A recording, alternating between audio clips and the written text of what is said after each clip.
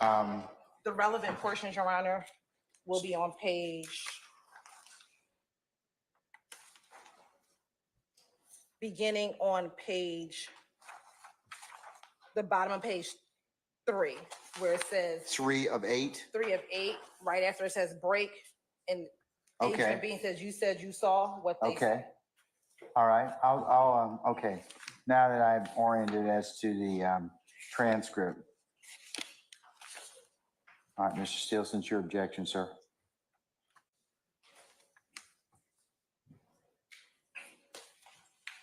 What's the basis? It is hearsay, Your Honor, and it is double hearsay.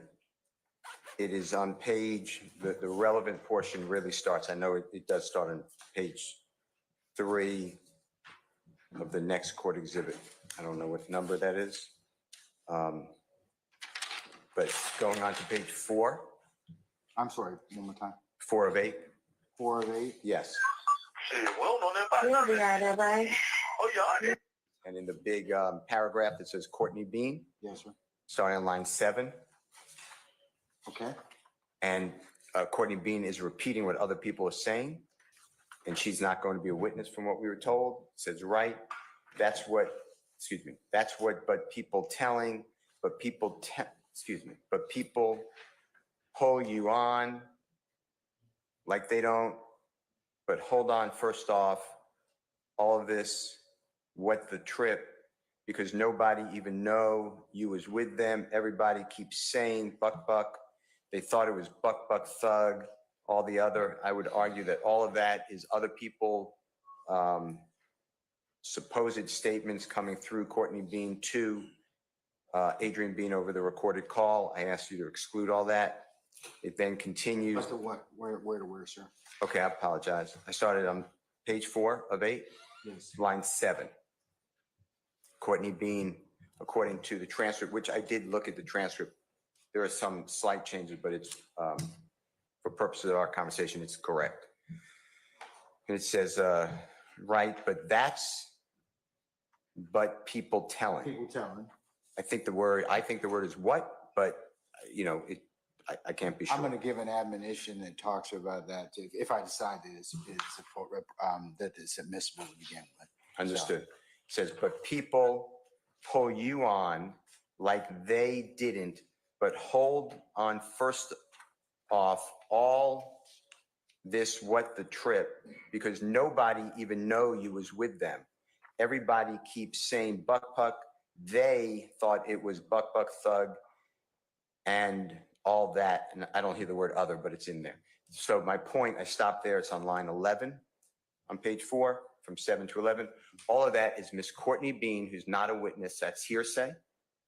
And it's Courtney Bean repeating what other people supposedly say or think or tell. So all of that, Your Honor, is for the truth of the matter asserted. And I make the same objection I made on C, 175 CC. Then it continues. Oh, I'm sorry. Go ahead. And then it says they, buck, puck, them running around. You know what I'm saying? Thug, them running around, telling them people it was Bean. There's, again, it's other people being supposedly told. You don't know if where Miss Courtney Bean's getting from. Miss Courtney Bean is not a witness, so I object under hearsay. Then it says, you know what I'm saying? That you was with them, you, and I think it says C, but it says feel what I'm saying. People did not even know you was with them, shawty. Again, it's other people's thoughts. So she had to get that from hearsay, other person's thinking or speech. And said they didn't even know you was with them, meaning other people. That information had to come from a third party who's unknown. They did not know at all. Same answer. They kept talking about buck, buck. That's somebody else speaking, not Courtney Bean. It'd be hearsay, double hearsay. Everybody thinking it was buck, buck. That's speculation, what other people are thinking. And hearsay. Goes on to page 5 of 8, Your Honor, at the very top, line 2. then I guess Dirty Red's supposed to go, however it's supposed to go. That is speculation. It's also talking about what Dirty Red knowledge is. He's a gentleman, Derek Dotson, God forbid, he's deceased, he will not be talking.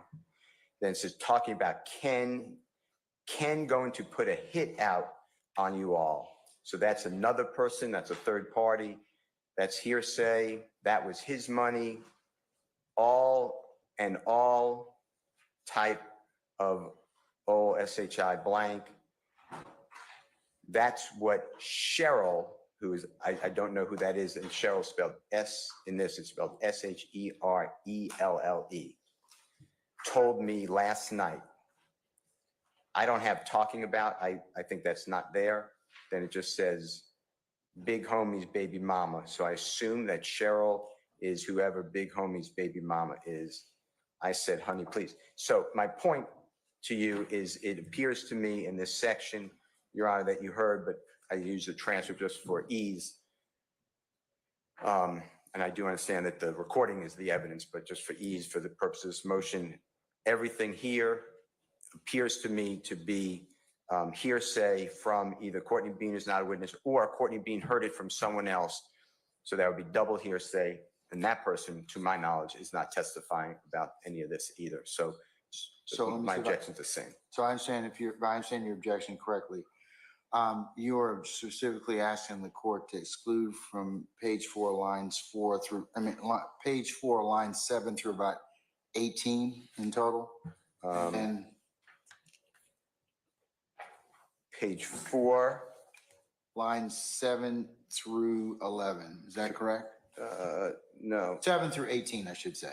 Yes, but then going on to page 5, line 2 through I 6. Yes, that's exactly right. It's basically that entirety of that hearsay. That's what I targeted. Okay. And then that was it for that portion. Is there anything else on this tape that, other than that section from 406 to 455, are those two sections, are those the ones you're talking about? Yes, without waiving the other issue raised by Attorney Sharp. Yes, that's Okay. exactly right. All right. Ms. Hilton? Thank you, Your Honor. Your Honor, the state does not intend to introduce the section on page 4 through 8, which starts at lines 7 through 20, or page 5 through 8 that starts at lines 1 through 6 as hearsay. Sure. The state does not intend to introduce those portions as reference as hearsay, Your Honor. We are not offering it for the truth of the matter asserted within what she has said. The truth of the matter would be, we want to believe that everyone kept saying it was buck. That is not why we are offering it.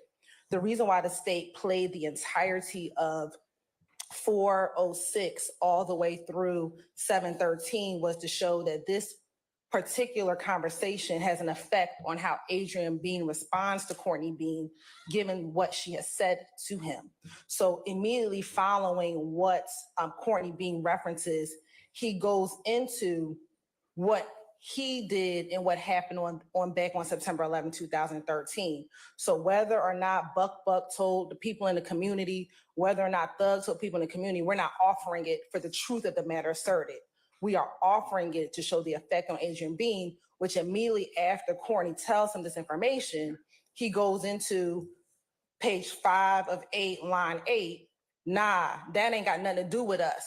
Niggas got me fucked up. I ain't got nothing to do with none of that shit. I don't know what the hell was going on. I was taking a nigga to get some lean. Nigga said he called Ken about the lean. He go down there to see the lean, and that was about it. So I don't know what the hell a nigga talking about. So again, all we're offering it is his effect on his response to what Courtney is saying. And then Adrian Bean proceeds to go on about everything else, rehashing what happened on September 11, 2013. And Your Honor, the state has 2 cases in particular that discusses non-hearsay. And I do have a copy from Mr. Steele in the court. The first case, and may I approach, Your Honor? No. You can.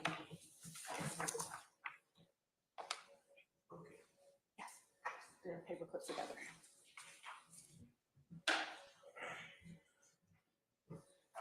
Is going to be, the first case, Your Honor, is Brown v. State, which is 332, Georgia App 635. And you can find it in Division 1.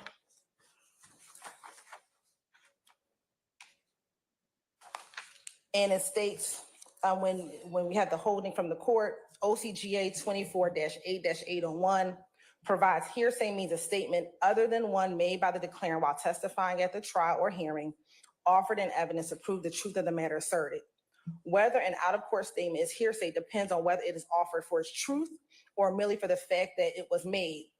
Where the alleged fact is only so if the substance of the statement is the truth, the statement constitutes hearsay. On the other hand, where the alleged fact may be so regardless of whether the statement is true or false, the statement is not hearsay. We don't care if that statement about buck or thug is true or false. We solely are bringing it in to show what Adrian's response was to Courtney telling him this information. So whether or not Big Ken was going to have a hit out on them, again, true or false, it does not matter. We are bringing it in solely for what Adrian's response to that was, which was, nah, I ain't got nothing to do with that. That ain't got nothing to do with us. So again, that was his response. So it was his effect, the effect on the listener, Adrian being the listener, for which the reason why the state is bringing in these statements. Again, continuing in that Brown case, Your Honor, it says, in this particular reason, the statements are not hearsay because the state offered them for a purpose that did not require the jury to assume that the substance of the statement was true. Here, the evidentiary fact that the state offered the statement in that particular case was to prove that there was a conversation about a payment of drugs, money, and that the mother was going to pay for some drugs. But again, the state is not offering this particular statement about any truth of what Ms. Courtney Bean was saying at all. It is solely to show Mr. Bean's response to what his wife was telling him. And Your Honor, the way that this portion of the conversation starts, she asked him, if we go back to page 3, right before this is the part that the state does not intend to play, but they're talking about what's on the news as it relates to this particular incident. And so we start this particular portion at, you said you saw what they say. Adrian's asking Courtney Bean that. And her response was, well, who, the news? And he says, yeah. And then she continues to say, oh, the news don't say nothing. Oh, the news don't say nothing but a suspected shootout with police. That's all. That's all. They ain't say nothing about no robbery. You tripping. And then Adrian says, man, they talking about a shootout with the police. Courtney said, it don't say nothing about no robbery. That's all the news say. And the Adrian says, everybody think I had a shootout with the police. And then she goes in to say, well, let me tell you, this is what these folks are saying out here in these streets. Right or wrong, his response is, nah, that ain't got nothing to do with us. Niggas got me fucked up. So again, it's not about what she actually said.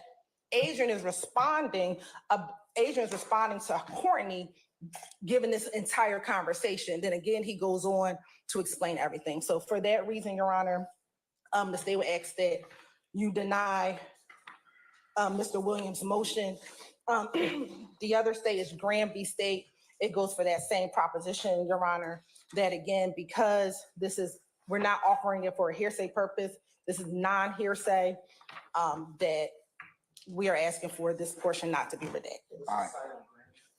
Graham is, and I apologize, 331, Georgia App 36, and the relevant section is in Division 2 of that opinion. You're welcome. All right.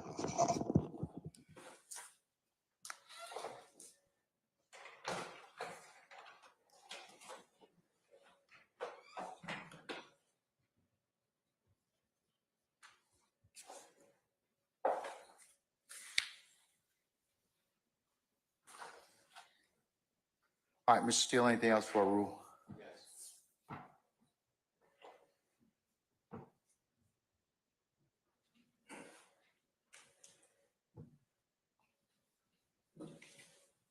The only time in this recording that thug, the word thug, the name thug is mentioned in Exhibit 175 CE is in the section that we have, and it is not needed to explain anything on the listener, because if it was, Adrian Bean was a witness here. He was never asked about this recording. He can no longer be cross-examined about this recording.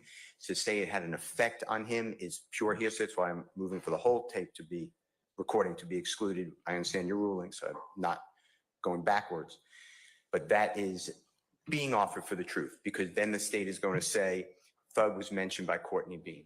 And then the state is going to argue that if it's not for the truth of the matter asserted, then this should not come in. If the court wants it to come in, then it has to be respectfully redacted from Thug under 403.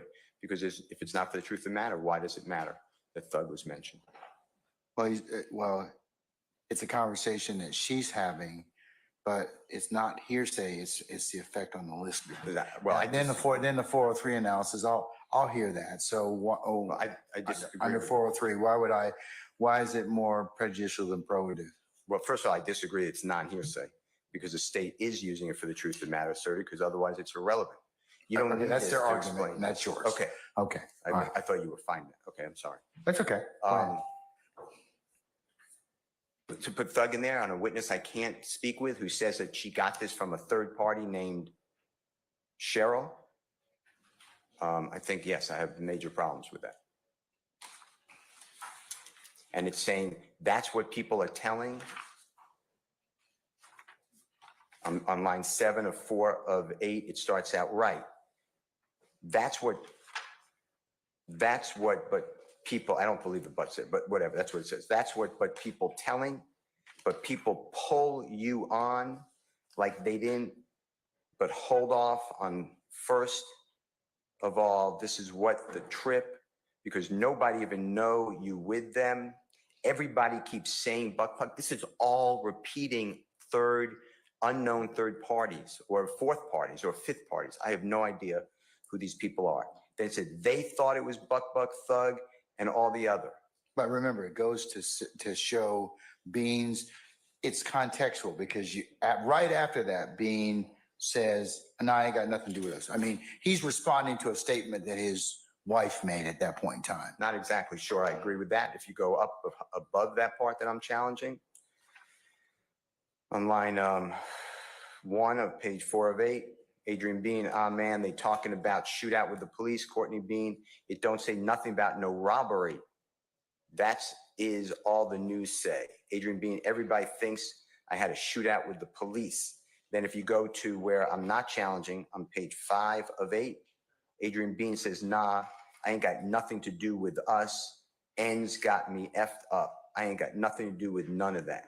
He never says anything that he has to respond to. That is all just an argument to get this in.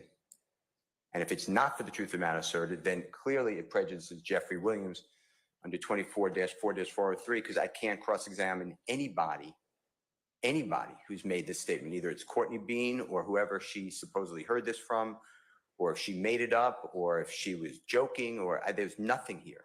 So the jurors are just going to hear how Thug is involved. And that's, I think, extremely prejudicial, especially if not offered for the truth. Because Mr. Bean, you would notice, he never says anything about Thug. He never says anything in this conversation about Jeffrey Williams. So the only time it's used is when the state is saying, well, we don't want it for the truth. We just want a response to just, if the state really feels like that and you really agree with that it's an effect on a listener, then I respectfully fall back on a 403 argument, because I can't do anything with the word Thug, and it's in 2 places. All right. But I'm really at my first argument. Okay. Right, as it relates to the 403 analysis, Your Honor, it is not substantially more prejudicial, Your Honor. If you even read the portion that Mr. Steele is asking to be redacted, if we believe it, they're talking about being involved in the robbery. They're not talking about they're literally saying Buck, and Thug are saying that you were there. So the person that it would prejudice the most would be Adrian Bean, not anyone else. And he is, in response to that, is saying, I don't got nothing to do with that. So again, Your Honor, it's not prejudiced as to Thug. And again, the mention of Thug isn't prejudicial, because Mr. Williams has already been mentioned in this trial through the interview. So this playing of this particular portion is not any more prejudicial because there's already evidence before this court, before this jury, that mentions through the audio statement that Mr. Steele played and that Mr. Steele introduced that thugs are part of the robbery. So this is not more prejudicial because this is not the first time they will be hearing the name thug as relates to this incident on September 11, 2013. But again, Your Honor, the state is presenting it not for the hearsay, not for the truth of the matter asserted, but again, for its effect on Adrian B. All right.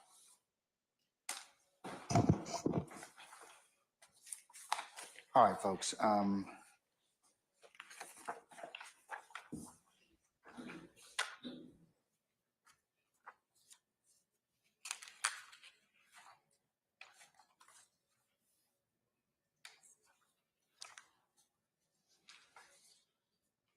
Okay, based on the court's hearing of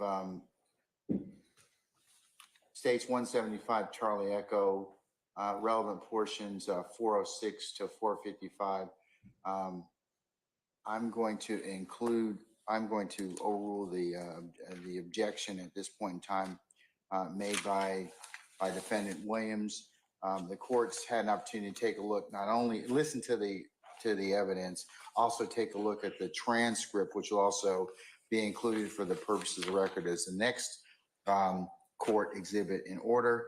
The court's also had an opportunity to consider the state's arguments under Brown versus the state at 332 Georgia Appeals 635. The court is of the opinion that that the statements are not in fact hearsay, but they are being offered to explain their effect on specifically Mr. Adrian Bean and their subsequent and his subsequent statement or conduct therefore afterwards. So the court's of the opinion that they are of non-hearsay. Continuing on doing a 403 analysis, I don't find, and what the court has heard thus far in terms of testimony that's been introduced in this trial already, that the statements are not more prejudicial than, or not more prejudicial than probative. So for those reasons, the court will admit those at this point in time over the defendant's objection. Mr. Steele, I'll give you a continuing objection. Let me also deal with the issue of, I assume that you all are going to give the jury a transcript of this particular call at some point? Okay. Yes, Your Honor, we do have transcripts. I believe Ms. Love sent them to all defense counsel of the 5 calls we intend on introducing today. And so at the relevant portions, we will hand out those specific. What I'm going to do prior to giving that particular, and Mr. Steele, I'll acknowledge you sent me, along with all the parties in this case, a case involving the transcription admonition, Cohen versus the state at 275 Georgia 528. I have a, and I acknowledge that and appreciate you sending that to me. I am going to give the following tape and transcript admonition. I'm going to give it to them before they hear it. I'm not going to give it to them after they hear it as well, but I am going to give it to them before. This is what it reads, sum and substance. Ladies and gentlemen, we're about to play a tape at this point in time. It is for you to make the factual determination of whose voices are on that tape, okay? You will determine what that is. Also, you will be provided a transcript of the tape. Let me explain that to you. It is what somebody else thinks they heard on the tape. The judgment of what is said on the tape is your judgment, and it's the tape that is the evidence. As to the content of the tape, if there is a discrepancy between the tape and the transcript, you are to ignore the corresponding transcripted portion of the recording, and that any discrepancies between the tape recording and transcript are to be resolved in favor of the audio tape. And that comes from Slackman, or Slackman versus the state at 272 Georgia 662. That's a 2000 case. I'm also going to add, I won't add that in the Slackman case, of course. The last thing I will say is, further, ladies and gentlemen, it is not permissible to take notes from the transcript, only from the tape if you should desire. That is the admonition that I will give before the tape is played.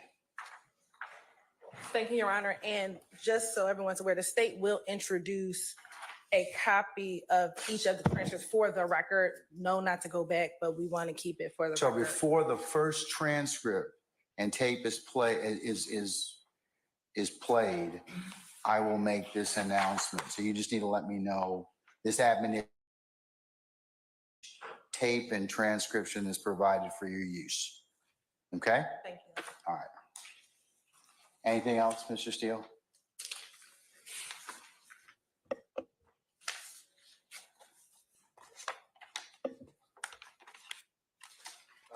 Your Honor, will you, if the court is going to permit the transcript to be used over objection, by the way, and I hope it's continual. Yes, it will be.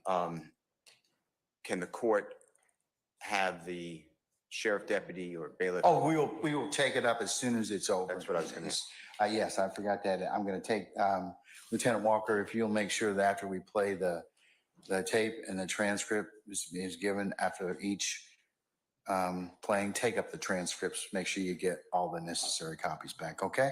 Yes, All right, thank you, ma'am.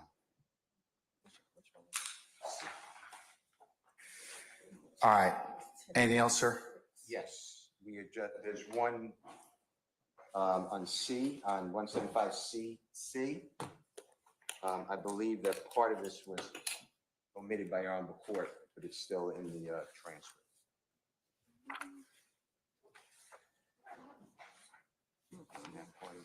This is after the chicken portion. This is when she starts talking about the chicken. So we started at 10:56 on that one. I think you had everything before 10:56. Yeah, I'm about. Your Honor, can we just have a second? Yes. Call from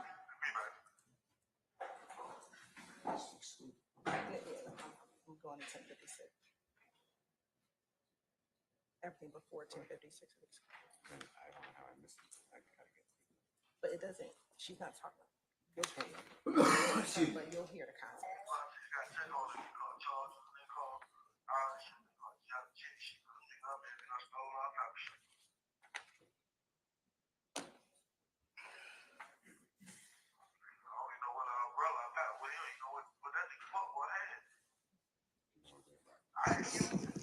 Ladies and gentlemen, we're recessing in place, okay?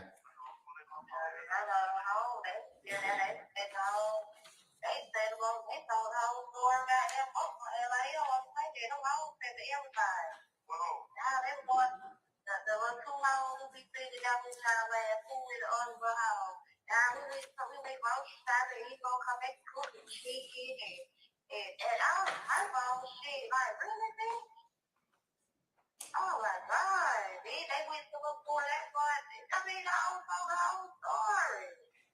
The whole freaking story. Like, you what you do this your family over here? Like, you go see it, how you? He told me, she get it. I told him I know how to cook the chicken, but I told them on the real that Buck knew nobody cook their own. Buck knew how to cook, Buck knew how to cook their own. I wasn't going to cook them goddamn thing. That was Buck knew how to make them cook the food, and they lied. Yeah, you supposed to cut that and fried chicken. I don't know. My car, they've already had anything going on. You don't even about that. I ain't gonna make it there. I'm down on my We gotta change that. That's what that is. Can we change it? Yeah. We'll change it.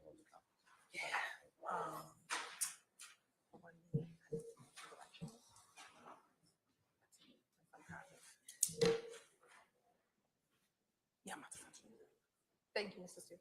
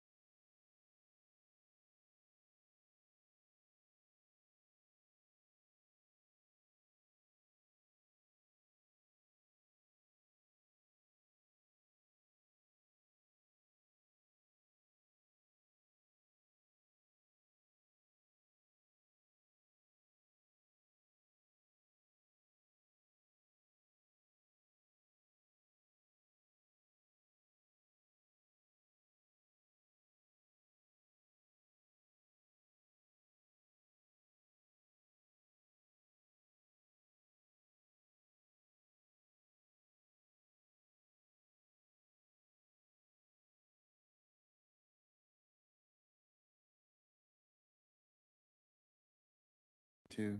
The tape and transcript, is there anything other, any other issues? There's a correction that needs to be made, but that won't delay us starting. Okay, all right. Can we summon our jurors at this point in time? We good? All right. All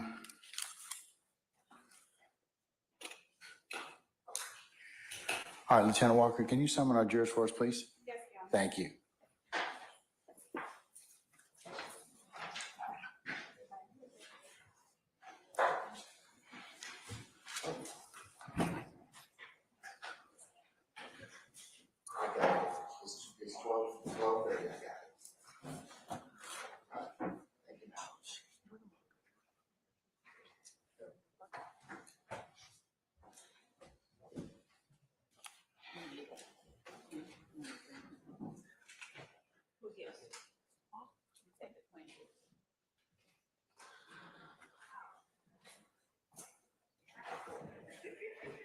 Hey, Chris.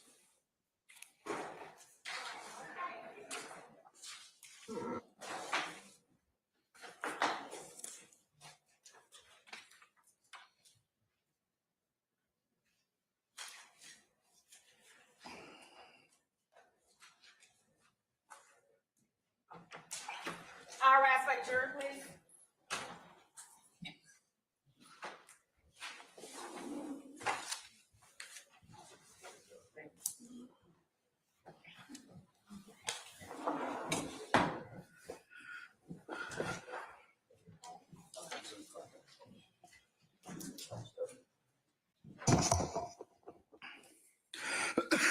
Excuse me.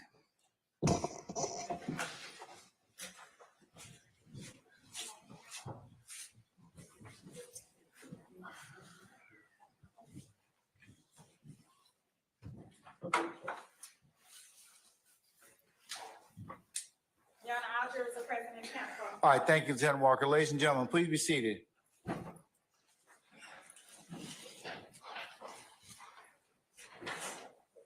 All right, Detective Quinn.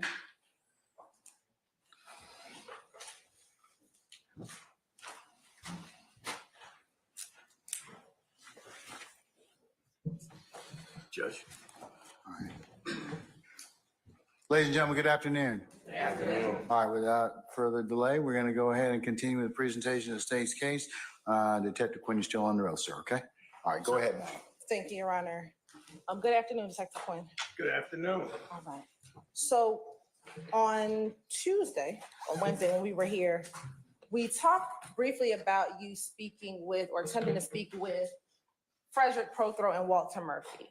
I want to go back to that briefly. Yes, ma'am. Where did you go to try and speak with them? Grady Memorial Hospital. And I think earlier you said you were unable to speak with them first. Why were you unable to speak with Walter Murphy? Well, I got to Walter Murphy's room. He had some family members in there. They immediately told me, I'm sorry. Hold on. Who said that? Is that you, Mr. Matthews? All right. Mr. Steele, I'm going to sustain both objections. Yeah, don't tell us what they said, just what happened when you went to the room. I found out when I got there, he'd been under medication, in particular morphine. And I didn't want to speak with him if he was under the influence of any kind of drugs. So I discontinued the interview. I did audio tape that exchange at the hospital, but I didn't take an interview with him because of the drugs. And what about Frederick Prothro? When I got to Frederick Prothro's room, he didn't want to talk to me. You got to stand, and I got to recognize who you are, so. You're I'm right. going to sustain the objection. He didn't say what he said. He didn't say any. He didn't say anything. He just said he didn't want to talk. I mean, that's not here. I will reverse myself. I'm also overruling the objection. Okay, all right. Go ahead. All right. Now, when we left off on Tuesday, we were actually talking about jail calls. Why is it important to listen to jail calls? Jail calls, they're good evidence for me and what I do. Oh, hold Also irrelevant. I'll sustain as to form. You can rephrase, Ms. Hilton. In your experience, have jail calls been helpful in your investigations? I would say so, yes. Why have they been helpful in your investigations? Overruled. Mr. Matthews. It's just a tool in my toolkit. You know, I have different tools that I use when I work these cases. That just happens to be one of them. It's evidence.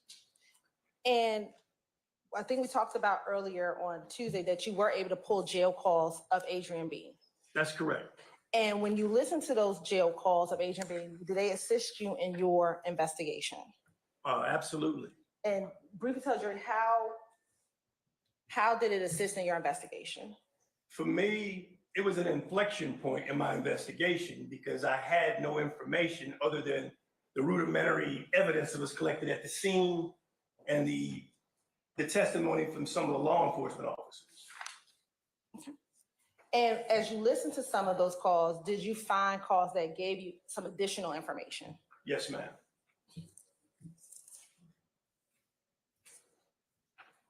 Who was he primarily speaking to on those jail calls? Courtney Bean, his wife.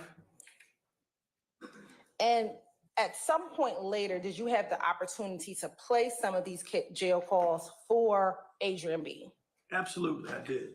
And when you played those calls for Adrian B, did he acknowledge his voice on those calls? He did. And did he also acknowledge him speaking to his wife in those calls? Yes, ma'am, he did. In preparation for your testimony today, have you had the opportunity to listen to some of those calls in preparation for today? Yes, ma'am. And did those calls appear to be a fair and accurate depiction of the calls that you listened to back in September of 2013? They did. Of the calls you listened to, did they appear to have any additions or deletions? No.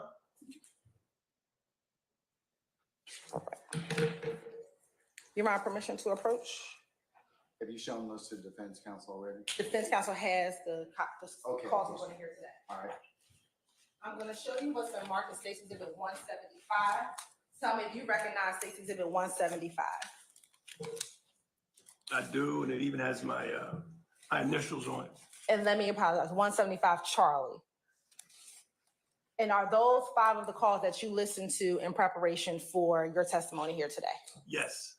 Your Honor, this time the state would like to tender what's on State's Exhibit 175, which is 175 Charlie, which is 175 Charlie Alpha, 175 Charlie Bravo, 175 Charlie Charlie, 175 Charlie Delta, and 175 Charlie Echo. All right. Any objections other than the ones that have been otherwise been noted? Continuing objections been granted. I'll admit States 175 Charlie Charlie Alpha, Charlie Bravo, Charlie Charlie, Charlie Delta, and Charlie Echo over defense objection. Make a continuing objection. It may be published, or they may be published as you see fit. And Your Honor, would the state have permission to sit during portions of this portion of the case? Sure. And Your Honor, we will start with 175 Charlie Alpha first. Okay. And we're going to submit a copy of the transcript for the record, Your Honor. All right, ladies and gentlemen, before we play, what's the first exhibit, madam? 175 Charlie Alpha. 175, before we play 175 Charlie Alpha and the subsequent recordings that the court just admitted, you'll be given a tape and then a corresponding transcript. And I'm going to read you an admonition that I want you, that will follow each of those particular recordings to give you some direction, okay? Ladies and gentlemen, we are going to play a tape at this point in time. It is for you to make the factual determination of whose voices are on the tape. You will determine what that is. Also, you will be provided with a transcript of the tape. Let me explain that to you.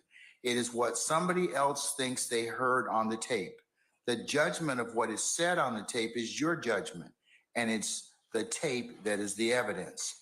As to the content of the tape, if there is a discrepancy between the tape and the transcript, you are to ignore the corresponding transcripted portion of the recording, and that any discrepancies between the tape recording and the transcript are to be resolved in favor of the audio tape.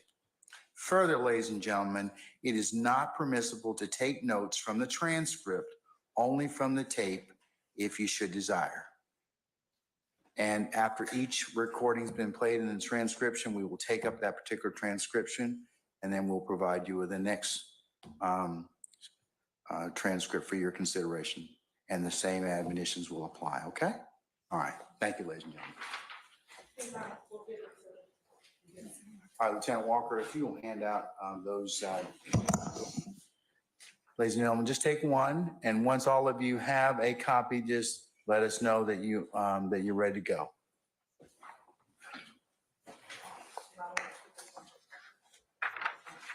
And I'll need one if you have one.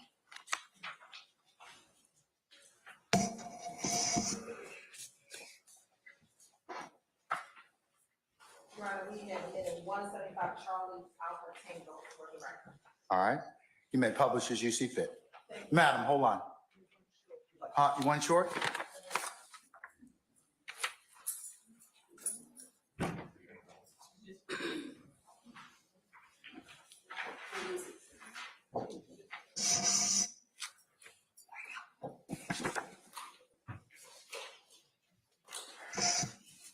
Are we good, ladies and gentlemen? Okay, all right. You may publish now as you see fit.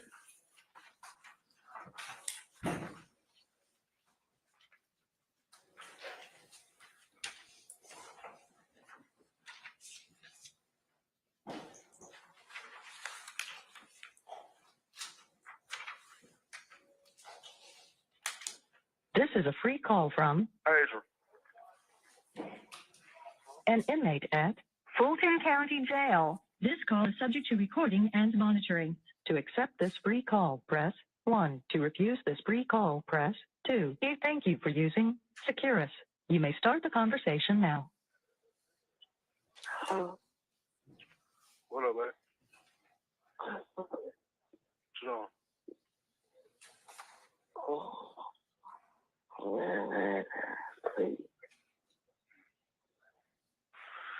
How you feeling? Man. What's the bullshit? Oh, yeah, no, man. It's crazy. Ain't nothing but the Lord, though. Everything on for a reason. Yeah. Yeah. You gonna be out there, motherfucker, that way. Oh, yeah. I ain't do shit. Yo, what the neighbor say? Whatever. Bro, with the high level. No. I don't know, man. I got AJ. We came home. I'm sure they friend came over here. They came over here about 8 o'clock. Mm-hmm. They did. So we Nah, better this came nigga to has to holler. right quick so I can tell him something right quick. Go. Bro, out.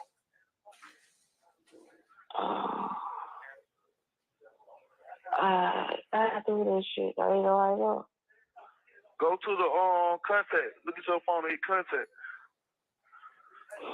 And then I guess scroll down to the name and dial it. Oh shit.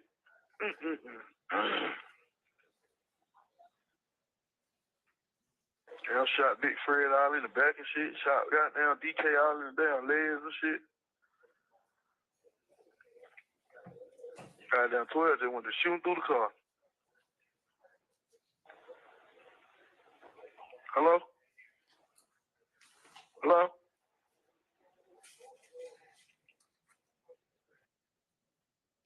Sweet. Baby. Yeah. Yeah. Yeah, I'm trying to look in phone, but you still talking at the same time. Hold on. Alright. Hear me? Don't click up till you pick up, alright? When you dial, don't let them answer the phone before you click back over. I don't like using that shit, man. I ain't got time for this shit. We already know. Hold on. Hey, it's a free call. I'm downstairs. I ain't even made it around the corner yet. When I get where I'm going, I ain't gonna be able to make no three-way call. You can hear me? What? You can hear me? Yeah. Okay, well. What? When I hear add how to mute the phone, what I'm supposed to do? What you mean? When I press add call and mute the phone, it automatically mute my phone. What you mean add call? You supposed to hit call. Yeah, let's go to content first. You What's going on? I'm in there. So hit Brolo first. Yeah. Okay.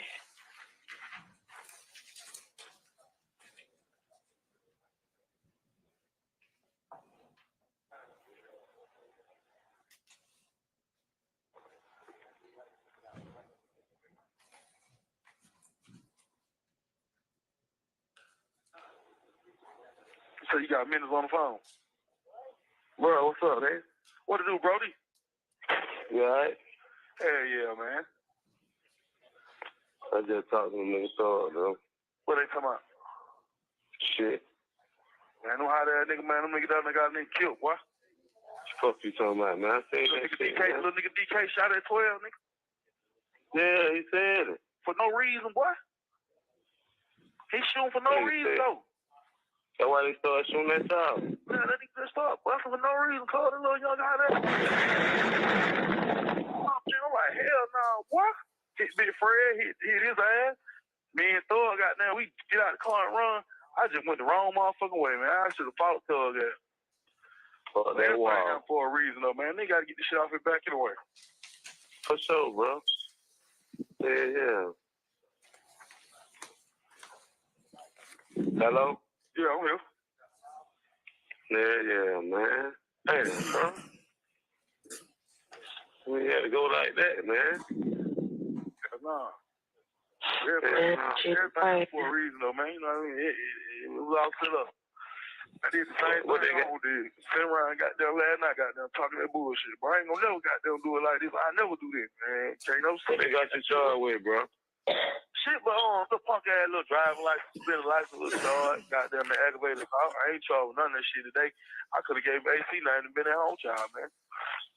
Yeah, that's what I thought you did. That's why I kept telling the don't tell them I that just know that I was a victim, man. I had to take out Raw, man, and they was shooting at me, and I was running for my life. For sure. That what's up, nigga. Cause goddamn, I ain't see DK them pull out on that boy. All they know is Red. That nigga Red was trying to rob y'all. Yeah, that's what they said, too. For sure. They just let that nigga out, though. Around, man. They just let that nigga go, bro. Yeah, they let the nigga go, man. Me and that nigga, he ran. I wasn't too far from him. Nah. He went to Mickey D, nigga. I went from around the laundromat to goddamn that Dollar King over there, trying to make it over there through Little Haiti. For Cleveland E, goddamn, up through the top of there, and I go hit Jamal in my old apartments, goddamn, go down there and chill with Big Nick, them. But shit, man, that whole goddamn come out of nowhere, boy, around me clean over. That was goddamn, that was thorough, man. Big Nick out. Yeah. I hit you with the car. Yeah, they ran me smack ass over, man. My mom broke my goddamn collarbone and shit, man. You alright though, ain't it, bro? Big ass knot on the back of my head. That nigga skate brought the police back to the spot, bro. He did. Yeah. Okay. Hey, what are they trying to get the fucking car? Yeah, what they told him, come bring him to the person who you let the car to. Nah, he's my goddamn. I've been down here chilling with Bean. He been staying down here and all this and shit. Them folks car fucked up. Yeah. You don't even look like a nigga to survive in that motherfucker. Fuck you so much, nigga. That shit, Alright, man. that shit breaking news all day long, man. It's like that visit on news all day long. I'm on the news? Yes, sir. My picture and everything? No, they just show you getting in the police car. Oh, shit, man. I made the news. Well, that shit everywhere, man. Damn. Yeah. Man, that's what get out, man. You know, like I said, everybody happen for a reason, though, man. Fuck it. For sure, I don't know man. if do shit with niggas like that anyway, so. For sure, man. That was that's sad, man. Like, I can't even think about this. All I be thinking about all them, like, just told, babe, you know what I'm saying? Like, this shit crazy. This shit don't even seem real. Fuck man, fuck over these niggas, man. You drive your own shit. I don't give a fuck what's going on. You feel what I'm saying? Because, like, nigga, you just stay here. We went to Ken Shop first, right? But you know, when you see shit, man, you gotta go on and get that shit. You know what I'm saying? Gotta go on and get, bro. I said the same thing. Man, Gotta go when on you and see get it, you that. gotta go on and get it right then. Man, we got them going back to the Ken Shop. Okay, they coming out of Ken Shop right there by the Chevron. Boom. Damn, man, they ride. I see them, beam. I turn around, I'm following them nigga. I follow them nigga all the way up there on Summerdale. So, okay, cool. Soon we see the tire. I said, give me a chance and let me see what the fuck this is in the tire first before you even get out the car, DK. Man, that nigga hopped out the car, man, when just started busting. Wow. 12 goddamn bag up, turn around, bag up. Niggas by that time now trying to turn around and get up out there, motherfucker. They run and hit me. Boom. Bump the car. I run clean through the goddamn gate, through Summerdale on the opposite side. Boom. He shooting through the car. Boom, boom, boom, boom, boom, boom, boom, boom, boom, boom, boom. Man, I'm talking about, man, I'm talking about bullet car sprint clean through the window, boy, down the light. Like it had went through my head, boy. I got my head and came out my face, boy. Bullet car clean through that motherfucker. Boom. Then I believe one of them niggas in the back shot Big Club, man. Big police shot. 12 shit. Big Club, DK had to shoot that nigga. Cause 2-3 shots went off with the car. And we were jumping them hills and shit. So I was like, damn, boy. After beat the prayer, I'm glad one nigga didn't just hit me in the head, shoot me, boy, cause some nigga ran. That nigga thought they got down with Big Fred, jumped out the car, the police shot, they were still shooting. Nah, that nigga probably shot Big Cuz. Him, Big Fred, and goddamn DK had the scrap. I wouldn't even scrap my 22 at home and my AR in the trunk. You get that $150 off the cup holder, bro. Huh? You got that $150 off my cup holder. No, so say he had $150 to go buy the lean. Nah, man. Well, no money in the cup holder, bro. Oh, my motherfucking money. Yeah, they say he had the money to go buy the lean. No, I think I had another $50, $40. He didn't have that because DK didn't even get him his 50. All that money was mine, and money came out of Buck hands. So he ain't had no business doing that. He made Buck got them come off 100. I told him, hell no, nigga got them go 50, you go 50. Nah, Buck told me you don't harm the pit. No, he gave me nothing. I had a 50 of my own money. I had $350. They got $340, $5. I got to let Babe come down here and got them go to Prosecutors and get that shit. Come down here and sign a piece of paper. I got to fill out a property release form or a waiver form so she can go down there and get a little $350. You know what I mean? Mm-hmm. And it ain't gonna be that. I don't think I just gotta do is goddamn just try to make sure them lame don't even come to court with dad, goddamn. Cause they talking about the old man and that old boy. So, yeah, for sure. You know, I'm going to take care of that, too, bro. You know, I'm going to talk to these folks. You know, we calm. You know, I mean, cool with. Yeah, we want to try to keep his ass out of there, though. I can't get nothing but some probation, man. I ain't got no probation, no record, no none of that shit, man. You know what I mean? I don't shoot, folks. Yeah, we're trying to get your ass out, man, so you get a bond, man. I don't rob. I don't do none of that shit. So, you know what I mean? I don't have none of that shit on my record, so I'm good, Yeah, bro. man, I've been talking to Court, man. Court ready, man. Who we? Mm-hmm. Oh, y'all let him. Yeah, I talked to him. Yeah, he came over Clubhouse and talked to me yesterday. What he say? Shit. And he say shit. Yeah, goddamn, he got you back, whatever, goddamn, know what I mean? You know how comes in, you know, he just saying, he get his little moment. Then get to trying to think about what he done did and all that. Yeah. But I ain't did shit, so he know I got something going on. He got to come get me, 'cause I got something going on. For sure, nigga. I'm coming back there. Oh, shit, crazy. I love you, mate. Love you, quick. Got 1 minute. Nah, I ain't saying shit, man. Oh, you said, man. What you want me to do about them in the car note in the rent, bro? Huh? What you want me to do about fill out with the car notes in the rent? Shit, that's what I was saying. I got these little $345. I might just gonna pay that rent. Car note gonna be goddamn a couple of more days. What do we got? How long we got on the car note? About 10 days? Yeah, bro. Huh? You want me to pay the rent first? Yeah, I gotta get that rent. That's what I'm working on this time, that rent. So what's up? I got that, man. Don't worry about it. Let me take care of that. I just need like $6. I got $345 downtown, man. They ain't giving me money. You know, I got the rest of the money you gave me in that Ziploc bag and shit. I'm gonna get the rest of the money. The caller has hung up. At 1322, that includes the playing of 175 Charlie Alpha. All right, Lieutenant Walker, if you collect up all the transcripts, please. Let me know when that is complete.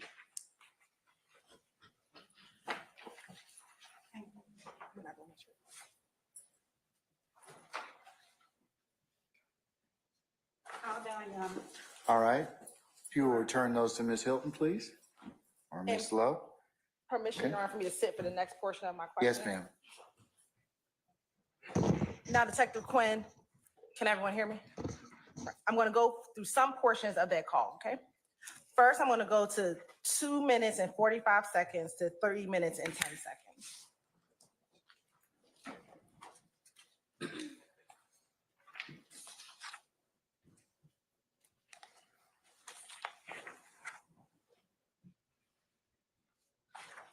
We'll start at 2:40. All right. Yeah, me. Don't click up till you pick up, all right? When you dial, don't let them answer the phone before you click back over. I don't like using that shit, man. I ain't got time for this shit to be like that. Hold on. It's a free call. I'm downstairs. I ain't even made it around the corner yet. When I get where I'm going, I ain't gonna be able to make no three-way. Now, did you hear him say when he's downstairs, he's not gonna be able to go, when he goes around the corner, he's not gonna be able to make any free calls? I did Have you been to the Fulton County Jail? many times. Okay. When he's referencing downstairs, are you familiar with the area in which he is referencing? It's the intake area. And when he means going upstairs, what area would be upstairs that he would be referencing? That's population, get assigned a cell.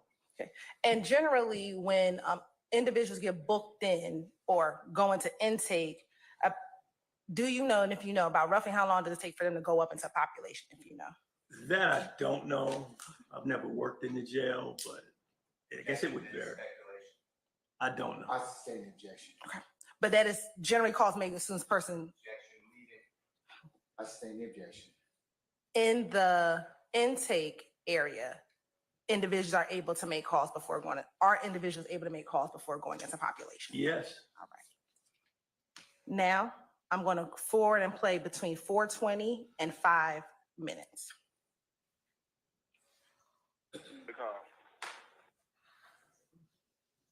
I'm going to start a little bit earlier at 4:16. You all right? Hell yeah, man. I just talked to the nigga thought, though. What they talking about? Shit. Man, I know how that nigga, man. Them nigga that nigga got nigga killed, boy. Fuck you talking about, man? I said Little that nigga shit, DK, man. little nigga DK shot at 12, nigga. Yeah, he said it. For no reason, boy. He shooting for no Yeah, he reason, said. though. That's why they started shooting that child. Yeah, that nigga just up, boy, for no reason. Call the little young guy that. I'm like, hell no, boy. Hit Big Fred, hit his ass. Me and Thug got down. We get out the car and run. I just went the wrong motherfucking way, man. I should have fought Thug at. Fuck that Everybody wall. down for a reason, though, man. They got to get this. Now, Detective Quinn, in that portion, did you hear the reference of someone or individual by name of Thug? Yes. At this point in your investigation, had that name come up for you? And at this point, when you're listening to these jail calls, No. is it at this point in time that this name comes to your attention? It does.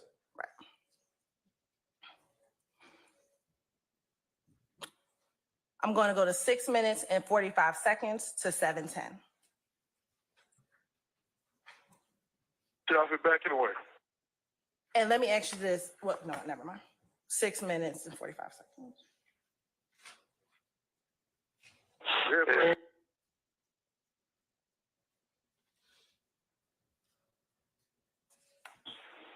Beat me up. Yeah. They hit you with the car. Yeah, they ran me smack ass over, man. My mom broke my goddamn collarbone and shit, man. You all right, though, ain't it, bro? Big ass knot on the back of my head. That nigga escaped, bring the police back to the spot, bro. He did. Yeah, yeah. Okay. I ain't gonna trying to get the fucking call. Yeah, what they told him, come bring him to the person who he let the car to. Did you hear the man say that nigga escaped, brought them police back to the house or something to that effect? Yes.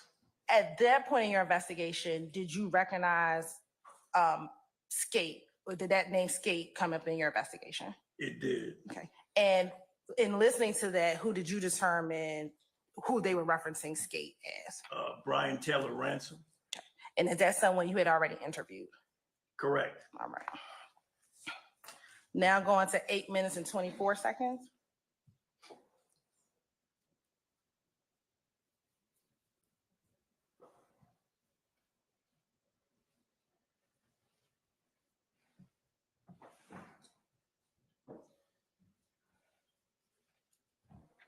We're gonna start a little bit earlier at 8:17.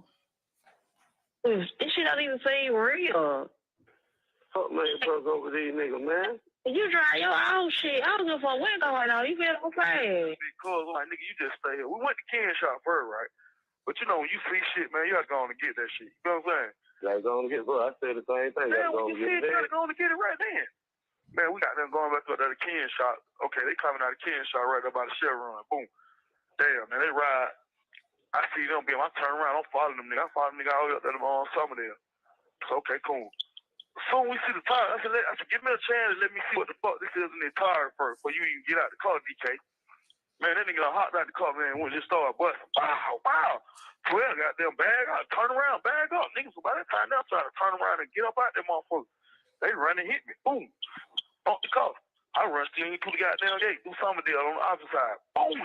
He shooting through the car. Boom, boom, boom, boom, boom, boom, boom, boom, boom, boom, boom. Man, I'm talking about, man, I'm talking about bullet come straight clean through the window, boy, down like it had went through my head, boy. Like it came through my head and came out my face, boy. Bullet come clean through that motherfucker. Now, during this portion, did you hear the reference of an individual by the name of Ken? Yes. Prior to this call, did you know who Ken was? Yes. Okay, how? Interview I conducted at the homicide office. Okay. And also they talked about it within that portion. Did you hear Adrian Bean talking about following behind the Taurus I did. and going through the gate Yes. and police getting out and shooting at the car? Correct. I heard that. Had all that information come up in your investigation prior to you hearing those jail calls? Yes, ma'am. And at this time, had you yourself spoken at all with Adrian Bean? Not at all. And we're now going to listen to 950 to .1006.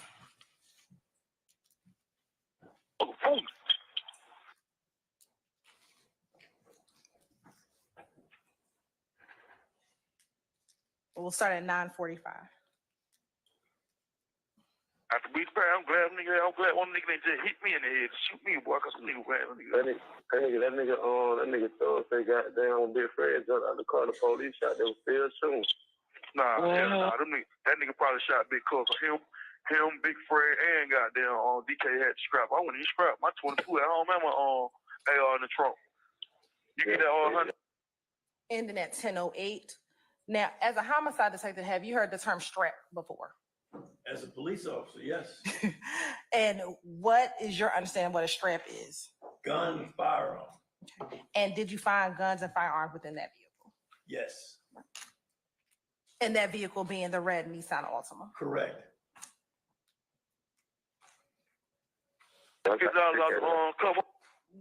Now playing at approximately 11:15 to 11:45. Oh, the bro.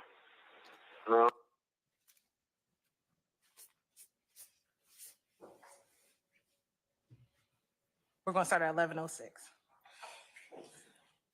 Well, I got to fill out a property release form or a waiver form. So she can go down there and get a little $350. You know what I mean? Mm-hmm. And that ain't going to be that. I don't think I just got to do it, goddamn, just try to make sure them lame don't even come to court with dad, goddamn. Because they talking about the old man and that old boy. So, yeah, for sure. You know, I'm going to take care of that too, bro. You know, I'm going to talk to these folks. You know, he calm. You know, I mean, cool with. Yeah, we're gonna try to keep his ass out of there, though. I can't get nothing but some probation, man. I ain't got no probation, no record, no none of that shit, man. You know what I mean? I don't shoot, folks. Yeah, we're trying to get your ass out, man. So you get a bond, man. I don't rob. I don't do nothing. Ending at 11:47. Prior to this call or hearing any of these calls, had you taken out any warrants on anyone in this case? No. Okay. And before hearing the entirety of this call, did you have any awareness of who the driver was of this red Nissan? It was still a mystery. When was the first time that you learned that Adrian Bean was the driver of this vehicle? When I checked him out of jail. Okay. Did you hear him talk about it within these jail calls? Yes, ma'am. So I listened to jail call, which caused me to go check him out of jail. I wanted to hear it from him personally. Okay. All right. Your Honor, the state's ready to play 175 Charlie Bravo.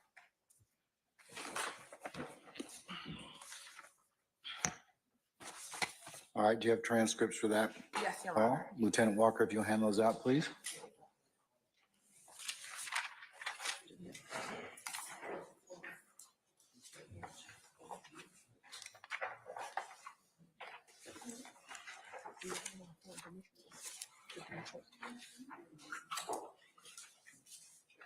And Your Honor, I'm supposed to have a copy.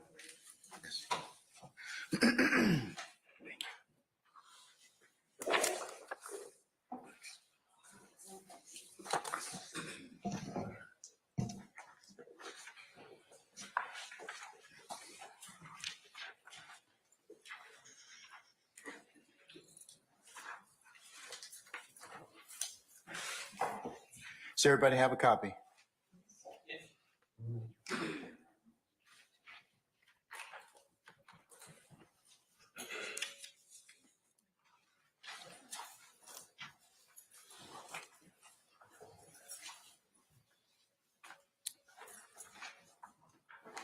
All right, same admonition, ladies and gentlemen. We'll collect those up when we're done, okay? All right, you may publish as you see fit. Thank you, Your Honor. This is a free call from an inmate at Fulton County Jail. This call is subject to recording and monitoring. To accept this free call, press 1. To refuse this free call, press 2. Thank you for using Securus. You may start the conversation now. Hey, babe. Wait, do that on phone up on the last night. Yeah, I think they cut it off. They hung it up. Hell yeah. Work. How you feel? Yeah. Man, bad as hell. I got a big ass knot on my head. Got their shoulders kicked up. Everything just going wrong right now. I don't know, man. This shit crazy. I know. I understand. I tried to cope with it, babe. I don't understand. It's good. Oh, I got shit but that damn suspended license shit, and then that shit went fucking that door. All the other shit yesterday, ain't shit on me on that. I ain't got no charges about that shit. It just got me put out for the shit that I done did. That's all. Who is that?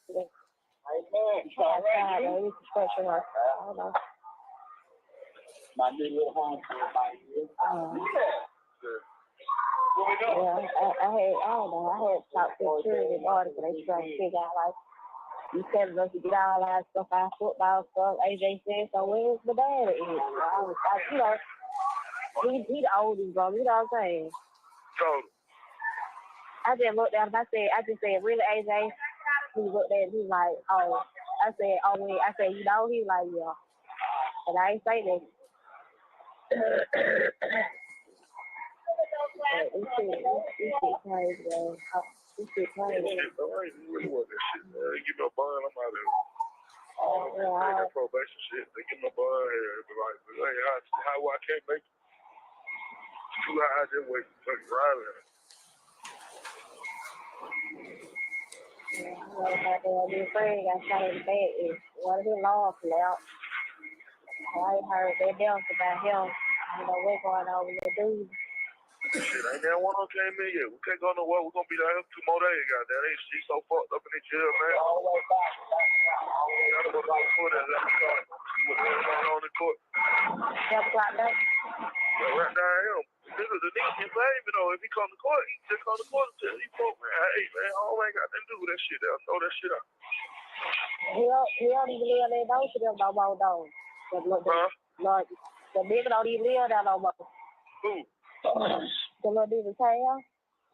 Well, that good then. They ain't gonna be able to find him then. Come out the little boy, the Cam. The one you shot, yeah. But the one I shot ain't the one that identified me though. They just had the kid identified me. Oh, that's true. That's true. Man, I don't know about that. No, I'm just saying, you know. Yeah. If he catch up with me, if he can't shit, it don't really matter, man. I ain't studying shit. I mean, little dad was out there yesterday, but that other little boy. Can you put that thing back in the garbage? You got that kid?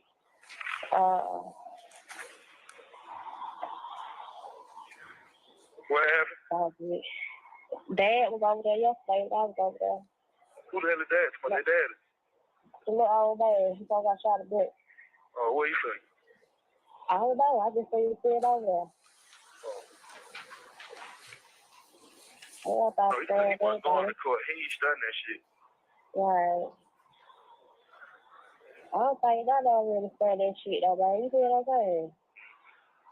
I think they really I need to know if he's coming to court or he ain't coming to court. If he ain't coming to court, then I need to go tell him, give me a speedy trial, and go to trial, you know what I mean? So like that, I don't want to crack up no speedy trial, and then this motherfucker show up in here on the court and testifying on me, and I'm going to trial on me, you know what I mean? I know I done shot these folks. It's cool though, alright. Shit I had to go through. Yeah, I would have loved how that little star there.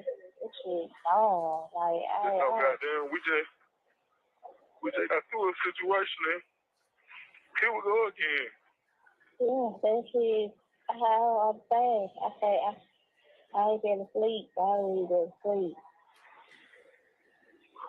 This shit just a puzzle in my brain, like, You know, I just talked to you today before, you know what I'm saying? Like, I ain't coming around there no more, you know what I'm saying? I don't like the crowd. I don't know. This shit is dumb. Like, I don't know.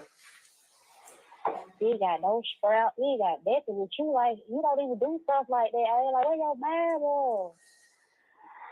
I don't know. We wouldn't go get through one thing, and then one thing turned into another, then another thing turned into another, then boy, none of this shit ain't supposed to be kicking out, man. Big Fred shit ain't supposed to be with us. Oh. Boy, that big ass one what got us caught with that bullshit.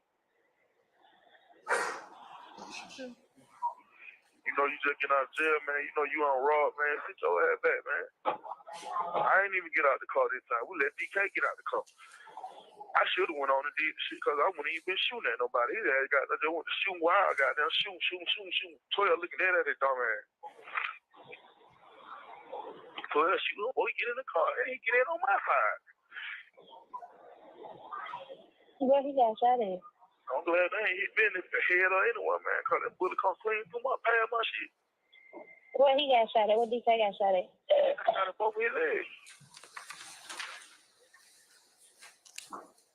They were trying to come at me, asking me why I shot him. I was like, what y'all doing? You were robbing them and shit. I said, man, I am the victim. I'm running for my life. These folks tried to just rob me. This took $22,000 of my money. But the only thing that fucked me up here, I could have gave him AC name and been walked right down the street to you, baby. I gave him my name. Yeah. So I said, everything I'm for all that reason, man. I guess I need to get shit off my back anyway. So just trying to get them drugs out the system. It'll be over with. Clean myself out, get myself together anyway, man. Fuck it. Yeah, we are. Shit, so they get your bar. Yeah, we die there, you know what I'm saying?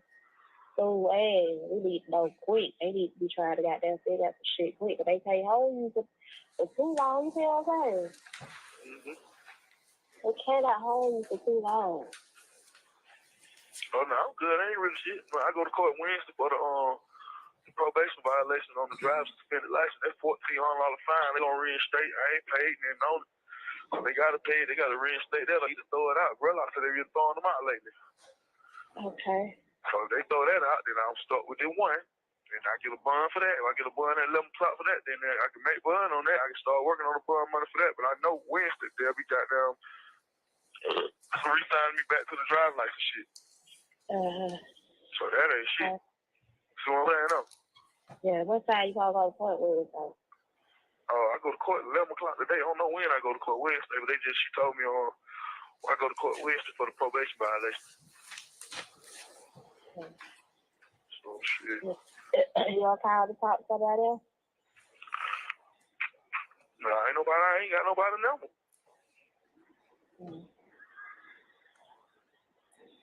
Bro, probably sleep. They don't know what they did last night at the thing, shit. He stayed in the house. Like there, he would ride that goddamn side buck for song. So he get the keys to the Blue Hill, stop at Blue Hill, because he want the nigga trying to go. He was like, buck, hell, trouble, buck, got there, they'll try to break it in, get out of liquor or some shit. You know what I'm saying? That's the last thing I know. He don't know how to handle them, young nigga. He gonna be done made them, young nigga, do some dumb shit. So you can't be handling them niggas, talking to them niggas, scaring them up and shit, with that bullshit. So why don't you let him deal with them? And the buck cool though. So who the fuck he gonna let move the shit? He claimed he told me, baby, he gonna handle it. I don't know how that shit go. If we baby stood outside talking. If we baby stood outside talking, got there. That thing up, man. They got us some money, man. Get us some money out of this shit, man. We need us some money. But the detective came back though, the homicide detective kept coming back. He came, we were there one time, he came back again and like What? they still trying to figure out what the fuck skateboard if niggas got there. I don't know. I don't know what the fuck. I said they trying to figure out where the white boys came from. The white boys told them they were down here. Down there with Adrian B. I don't know. They still trying to figure that shit out. Oh, no, the detective called my phone last night, called that shit, told that shit. They just trying to figure out who the fuck was driving. He said it's a bitch was driving. The bitch had on lace front wig. Who the fuck is this hoe?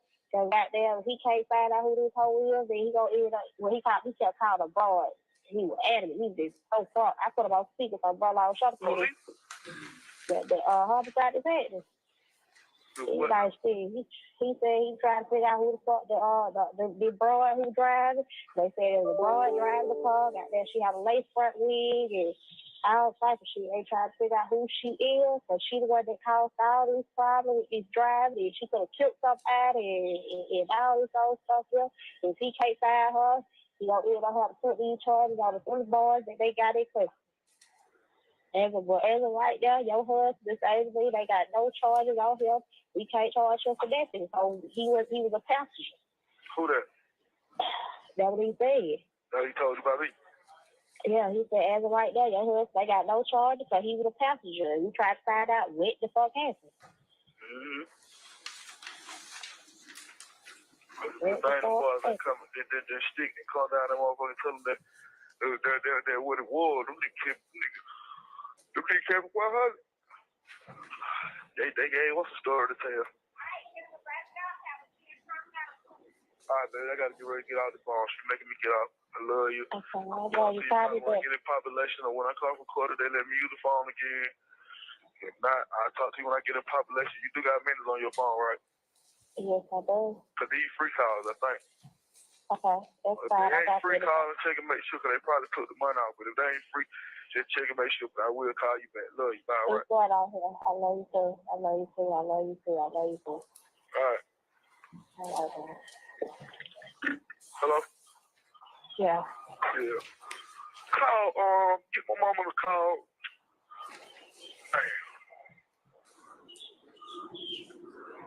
Damn. Who? Just tell them to see what they can do, man. Call somebody.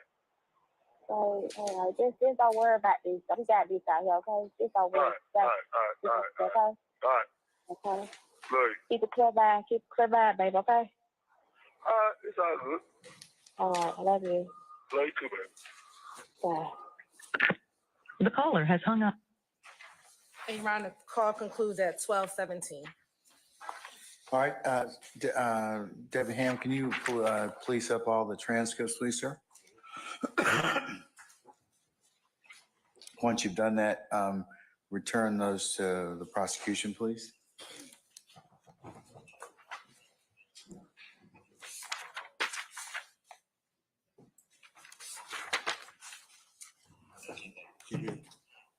Huh? Take this one too? No, leave that one. All right.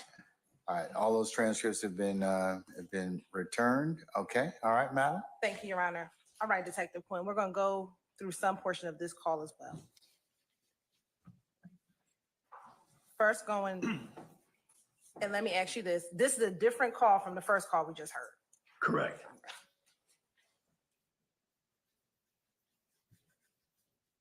And from this call, based upon what he was saying within the call, could you tell if he was still in the booking area or if he had made it into population? I'm not 100% where he was, but I don't think he made it. Okay. And is that based on what you heard in the call? Based off what I heard, yes. All right. We're going to look at 2 minutes or begin at 2 minutes and 14 seconds or approximately around there.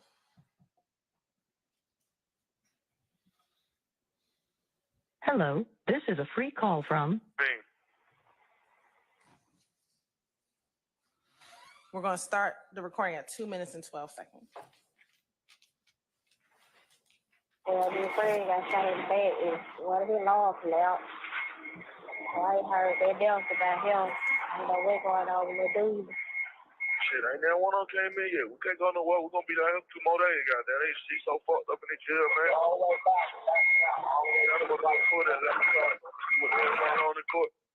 We're ended at 2 minutes and 32 seconds. Did you hear when they referenced Big Fred got shot in the back? Yes.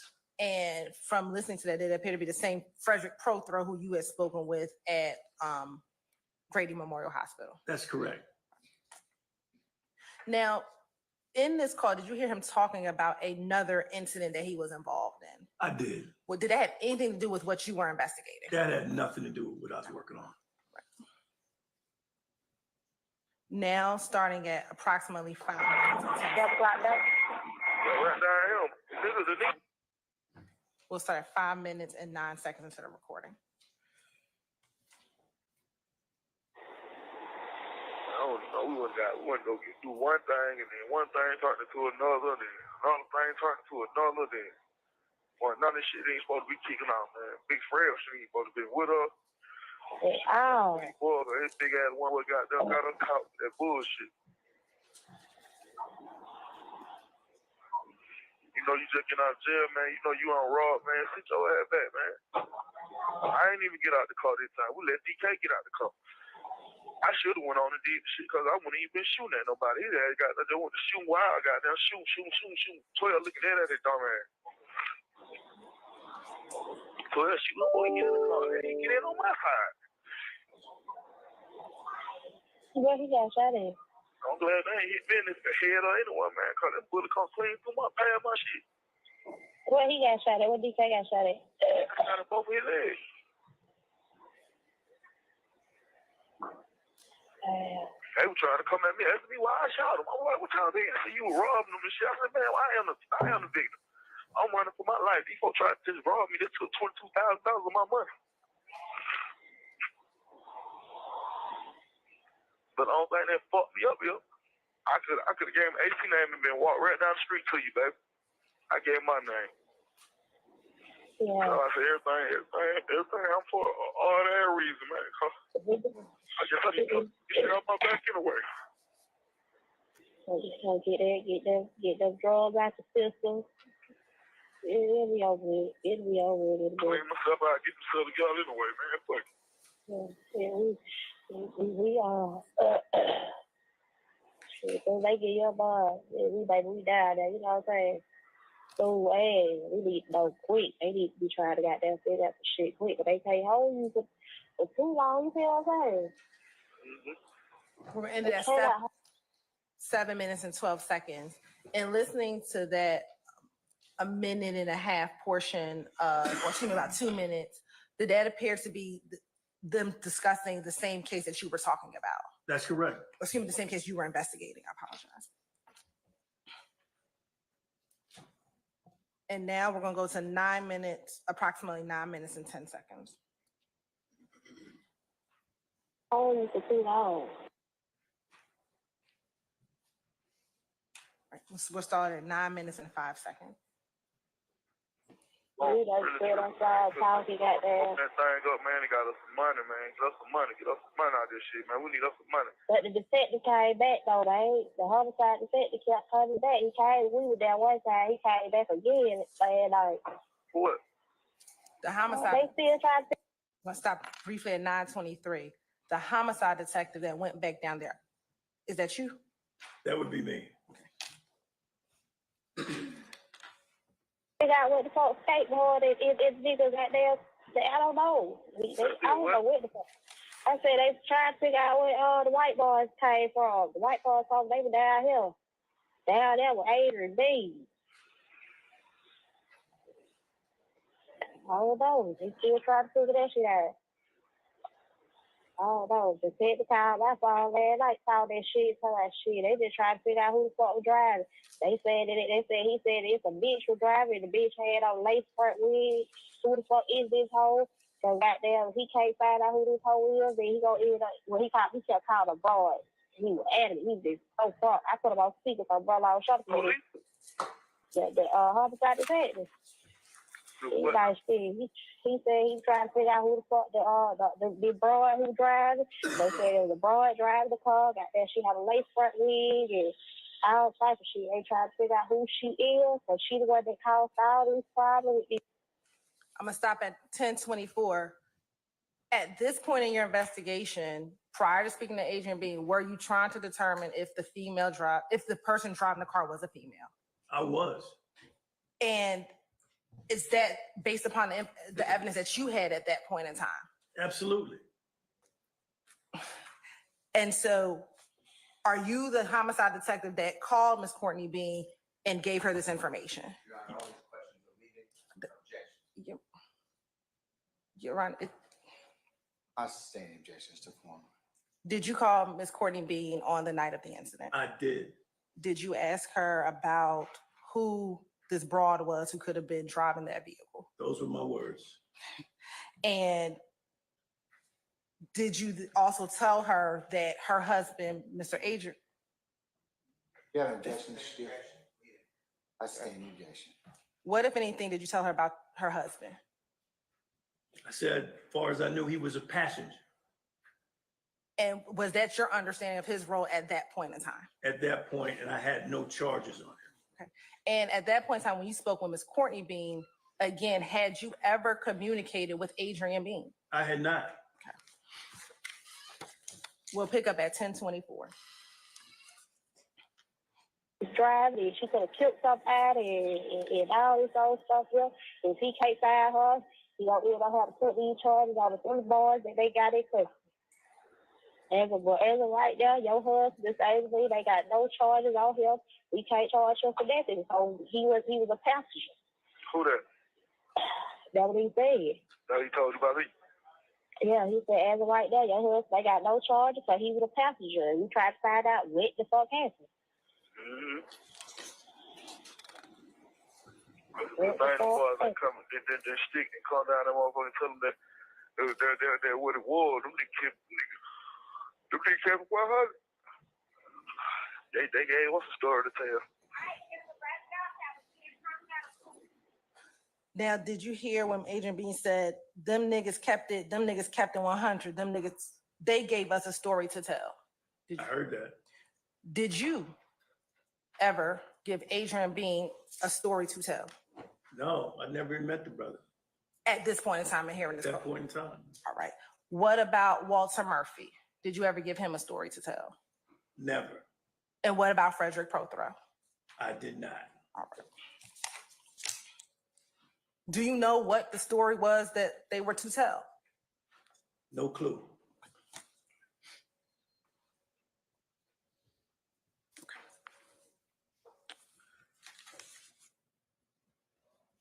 And Your Honor, I think that concludes that portion of 175 Charlie Bravo. I'm ready for the next one. Ladies and gentlemen, how are you for comfort? You want to take a comfort break? All right. Let's take 10 minutes, 15 minutes, and we'll come back for 3 o'clock, okay? All right, Detective, you may do the same. All right, all rise.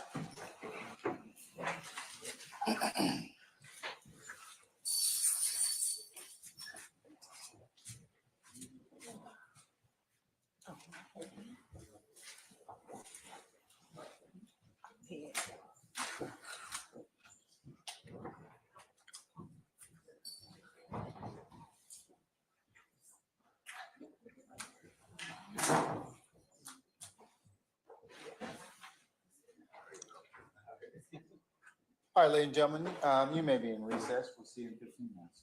And I also have a copy of the corrected version of 175 Charlie. All right, you can hand that out in the pendency, okay? Thank you, Your Honor. Thank you. And we have enough of them. Yes. Yes.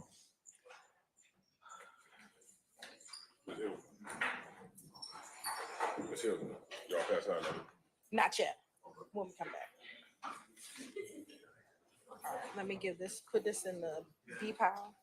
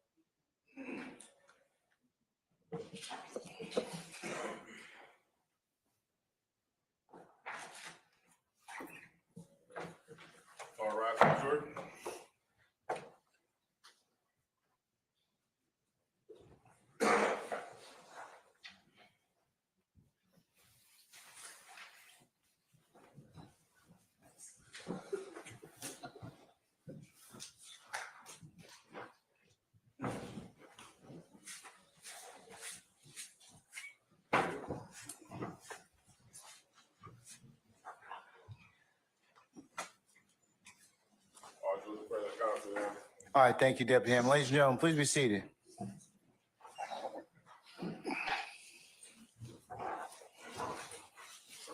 All right, Ms. Hilton, we can continue with your examination, please, madam. Thank you. And one last question, Detective Quinn, before we go to 175 Charlie. In the last portion of 175 Charlie Bravo, did you hear when Adrian Bean said, them boys kept it 100? Yes. In your time as a law enforcement officer or as a homicide detective, have you heard that term before, keeping it 100? Yeah, I use it every week. It means telling truthful, something truthful. Okay. All right. Your Honor, the state is ready to play portions of 175 Charlie. All right. Deputy Hammond, you'll go ahead and hand out those transcripts, please.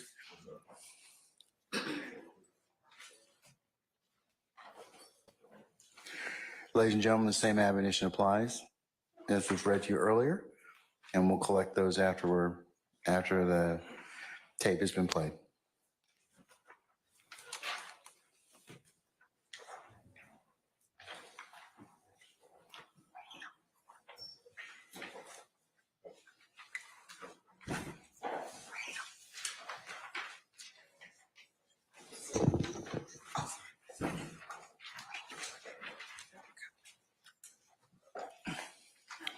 Ladies and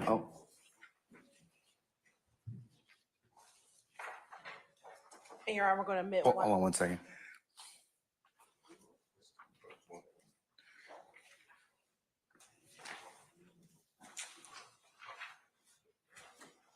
First, ladies and gentlemen, do you all have a copy of the transcript for the exhibit? Okay, all right.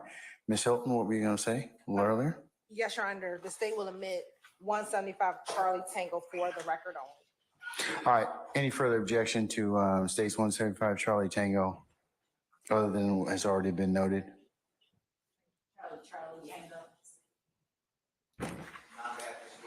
All right, states Charlie Tango is admitted, subject to earlier objection and may be published as you see fit. Thank you, Your Honor. First, the state is going to play 00 to 121.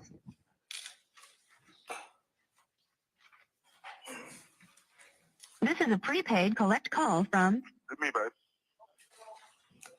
an inmate at Fulton County Jail. This call is subject to recording and monitoring. To accept charges, press 1. To refuse charges, press 2. Thank you for using Securus.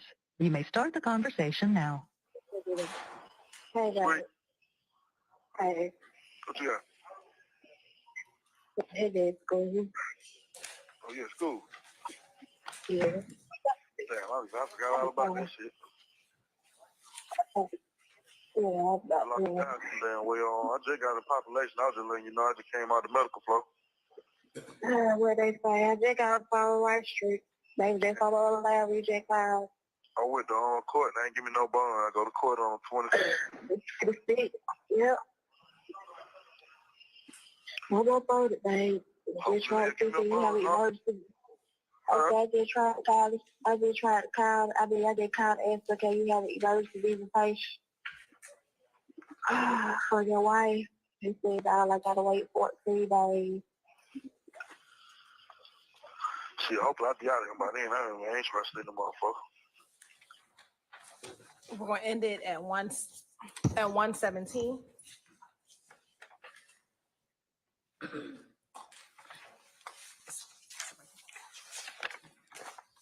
And we'll be starting at 10:56:29. 10:56.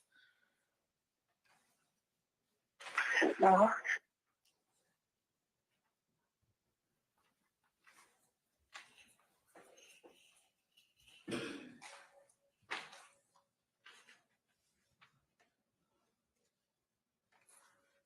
It'll pick up at 10:59, Your Honor.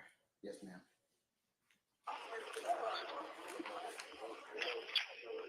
Okay, Plus, you got to check on in that car. Charges in that car.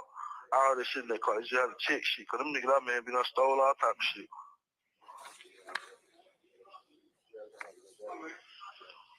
And I don't even know what our brother I got. Well, he don't even know what that nigga buck boy had. I ain't give him them. I know I'm gonna lay my punk ass. I don't know. They was still there. They said the whole. They said about. They told the whole story. Got that book. Like, I want to say that. Them hoes said everything. What hoe? How they were going. The little two hoes who we sitting down with y'all last fool with the other little hoes. Now we went grocery shopping and he was gonna come back and cook the chicken and all type of shit. Like, really, bitch? Oh my God. Then they went to look for it. They were going, I mean, the whole told the whole story. The whole fucking story. Like, that's what you do? This your family over here? Who?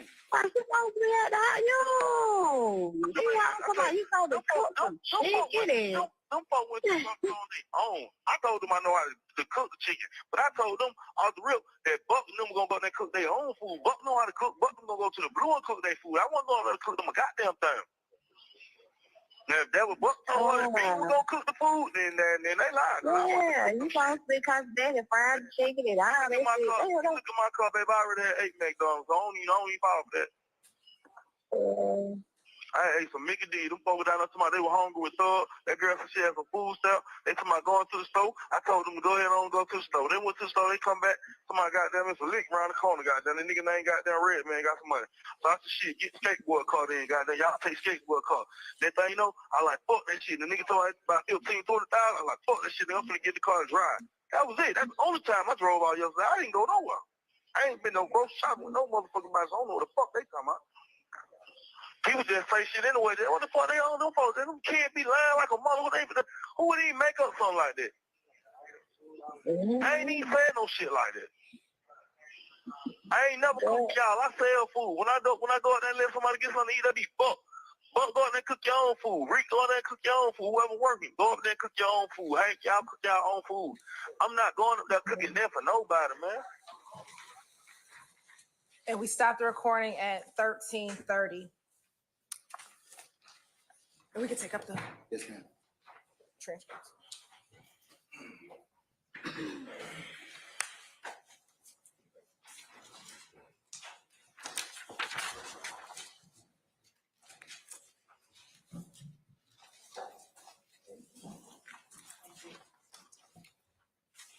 Are all the transcripts been picked up? Yes, sir. All right, thank you. Now, Detective Quinn, early in that call, did you hear when Mr. Bean advised he had just gotten into population? Yes, Have you heard that term of going into population as it relates to the Fulton County Jail? I have. What does that mean? That means they've been fully processed and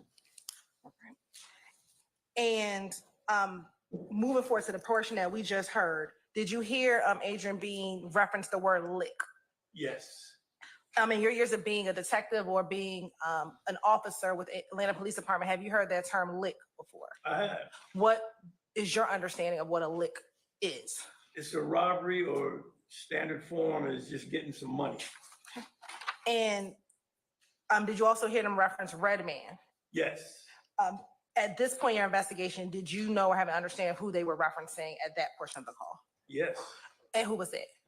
That was Derek Dotson. And again, did you hear when in that portion of the call where Adrian Bean discusses getting skateboard's car? Yes. Had that also come up in your investigation at this point in time when you're listening to these jail calls? Yes, ma'am. And again, are you looking back at our chart from the other day? Are these jail calls relatively somewhere between 9/11 when Mr. Bean was arrested to sometime in 9/16 when you heard or started actually listening to these jail calls? Yeah, that's about it. Yes. Okay. Your Honor, state be ready to publish 175 Charlie Delta. All right.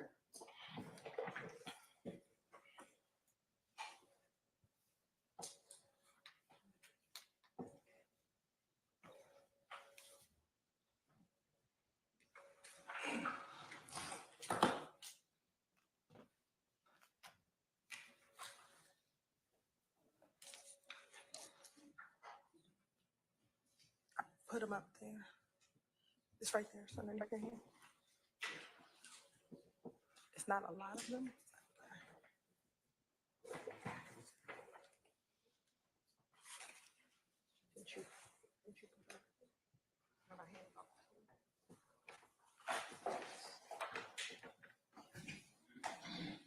Court's indulgence for a moment. Yes, ma'am.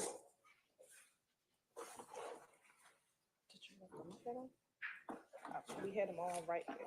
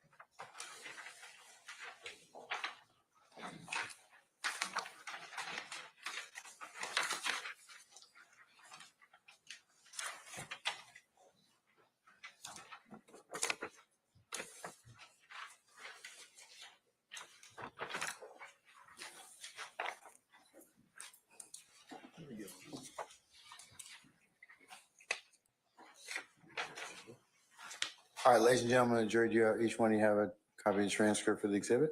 Here, remember my admonition I've given you already. We'll collect those up when we're finished. And Your Honor, say like the tender, say exhibit 175, Charlie Delta Tango for the record only. Any further objection to states 175 Charlie Delta Tango? It otherwise has not been made already? All right, I'll note that it's continuing objection for the reasons we stated earlier. It's admitted and may be published as you see fit. Thank you, Your Honor, and we'll be publishing approximately 3 minutes and 16 seconds, starting at 3 minutes and 16 seconds. Starting at what, madam? Approximately 3 minutes and 16 seconds. Do you need your email? Thank you. Can you email him? I have email Carrington. Yep. Yeah. I have an extra one for him.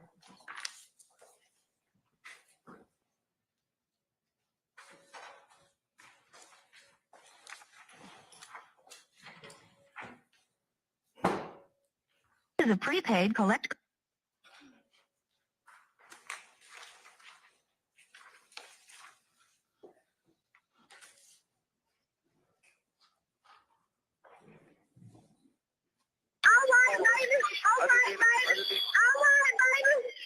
I just need to get this shit behind me anyway, babe. That's all. Oh, no. I need to get this shit off, man. I need to get this shit off me and goddamn continue going straight when I get out, man. Stay away from all these old young ass niggas, man, and stop trying to goddamn they do. I'm too old for that shit. I'm smart enough to know what the fuck I got to do. Absolutely. I ain't never been no nigga that do what everybody do, but shit, I don't think about it is that little shit that was going on inside my little circle. It really made me really going hard and really got stupid. Yeah. I understand that. I understand. I'm glad to get this shit over this way than goddamn in the other situation. Cause goddamn the way that shit went, but niggas glad to really be living. Yeah, that's all I can think about, babe. I ain't somebody. I ain't telling no lie. I seen my life before my hands flashed before my eyes, like real nigga shit. I said some shit to save it. Yeah, that's why I said Joe Cool don't really fuck me up. They ain't call me. So the first time she say is, hey, you talk to your husband. They said crime scene tapes everywhere. You know what I'm saying? You could have said he was in a police car first. You feel what I'm saying? But that's the first thing you want to say. You know what I'm saying? Brother D was there the whole time. Yeah, but I'm just saying, but you know how. He started watching that the whole hour before he even picked up his phone. I was looking dead at him. He looking at me, just shaking his head. Yeah, because they said showing that boy. The fool they called me on one phone when I was sitting goddamn my floor at work. I was put outside there. I said, Boss, I can't do it. I got to go see what's going on with my husband. I called on Sonny Fred. Them motherfuckers like answering their phone. Man, I was about to go crazy. And Your Honor, we're ending at 5 minutes and 10 seconds. Okay.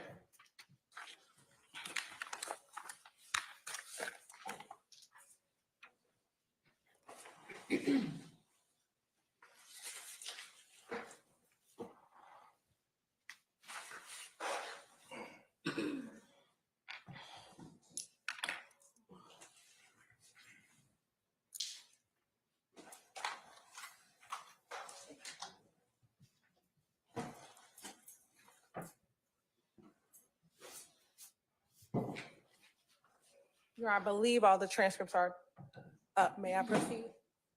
All right, thank you, Deputy Ham. All right. And again, Detective Quinn, listen to this portion of the call. Did it reference things that you were investigating at that current time? Yes. All right.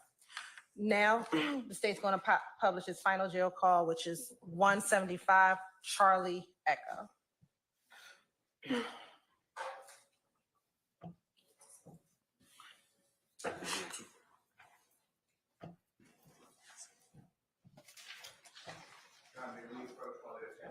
Yes, you may.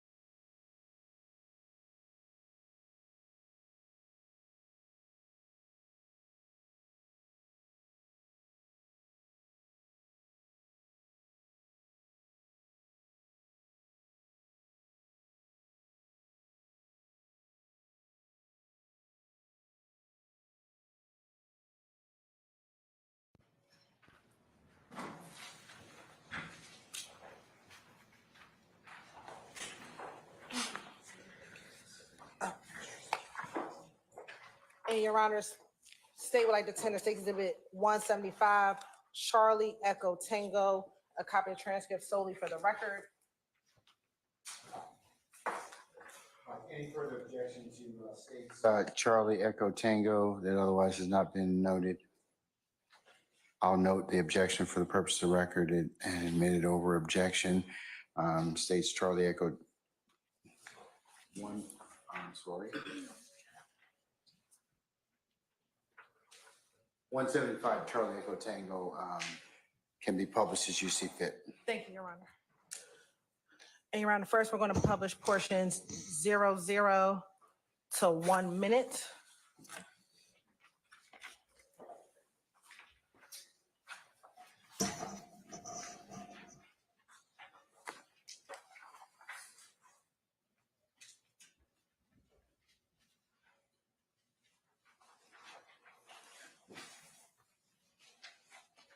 This is a prepaid collect call from Give me that.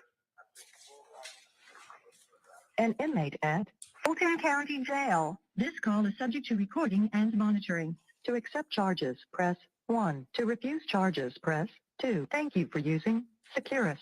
You may start the conversation now. Yeah. Yeah. Yeah. Hell yeah, man. Shit, that been all fucked up in my world, boy. That's why I already know when I do dumb shit, that's why I know when I do dumb shit like what I did, I end up right in them motherfuckers, man. End up right in the motherfucker. That's why I called being home. High, my mind tripping. I ain't even Yeah.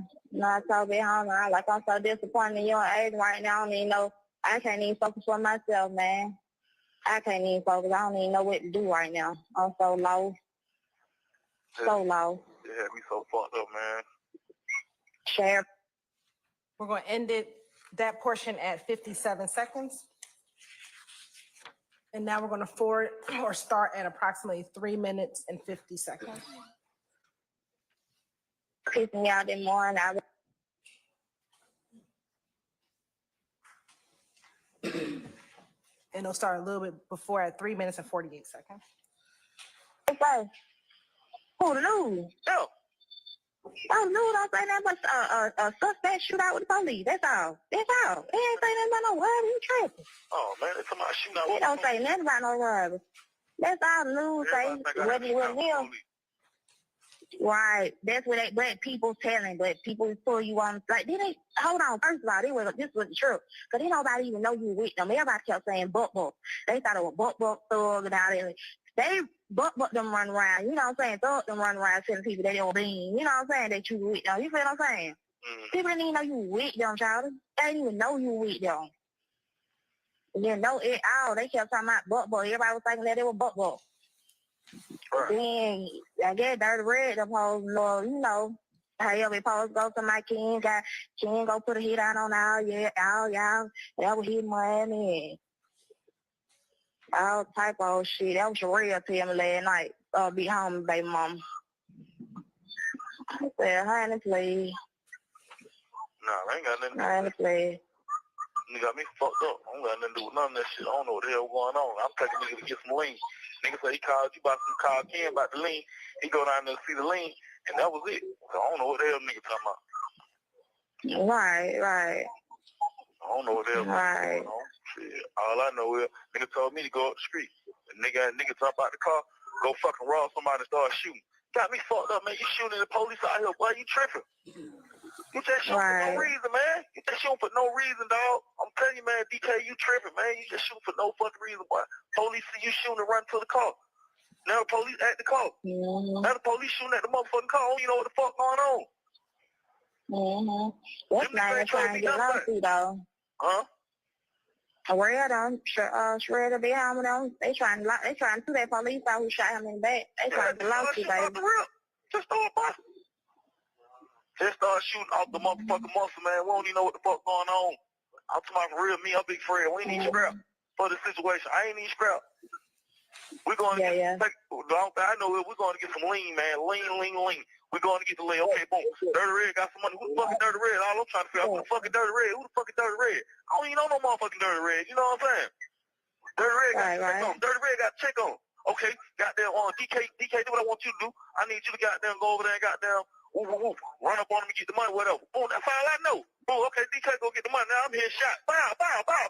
What the fuck going on? I'm pulling off now. Now 12 in the mid. Now 12 shooting at the motherfucking car.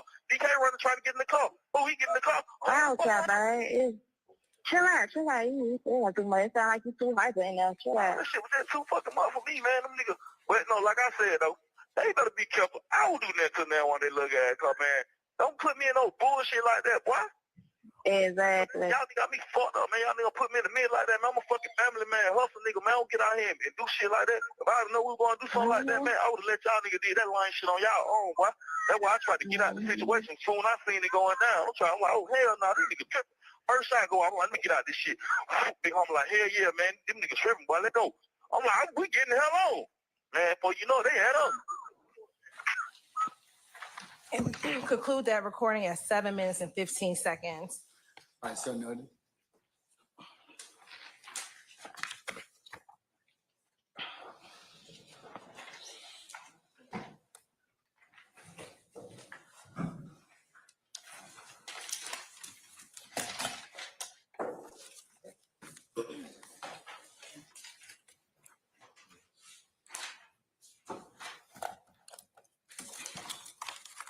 All right, all the transcripts been taken up. All right, thank you, sir. And Detective Quinn, again, and listen to that final call or that last call that we played, again, was there information contained within that call that was consistent with the investigation that you were investigating at that point in time? Yes, Right. Now, we talked about whether or not you had ever met Adrian Bean prior to listening to these calls. Prior to listening to the jail calls, to your knowledge, did anyone speak with Adrian Bean about what happened? not to my knowledge.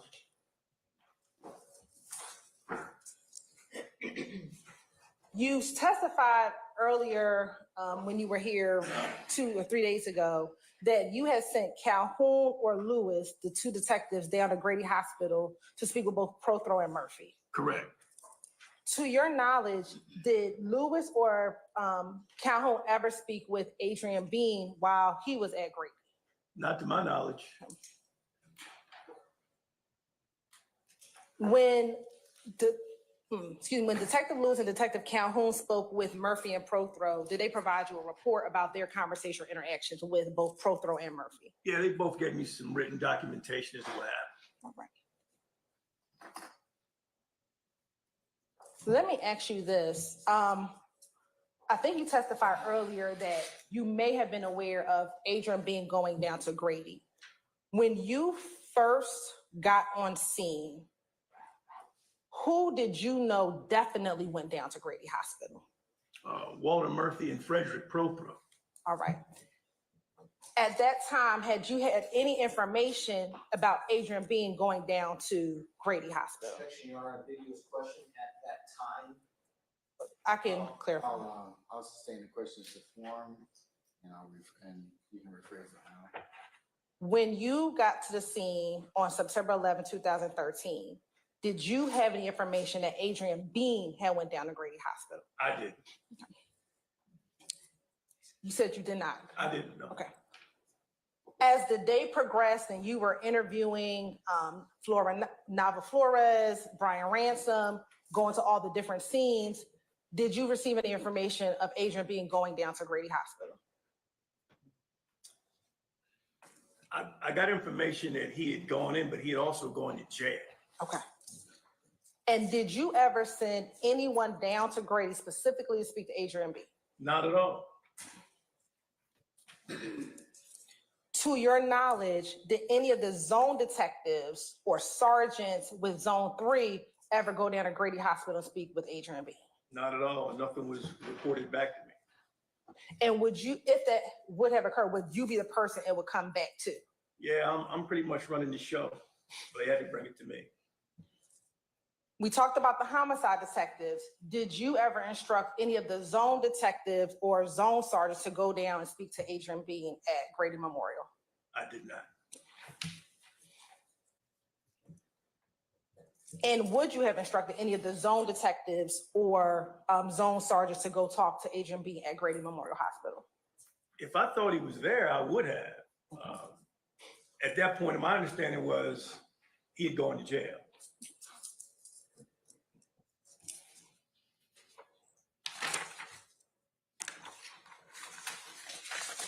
Now, after hearing those jail calls, what, if anything, did you do as part of your investigation? Well, there was a lot of stuff in this information that was coming off on the jail calls, so I wanted to get a face-to-face, upfront interview with Adrian Bean. And how did you go about attempting to get a face-to-face interview with Adrian Bean? I went and got a court order, which is procedural, to get an inmate taken out of the Fulton County Jail, namely Mr. Bean, and have him brought over to the homicide office. I was going to do the transport myself. Okay.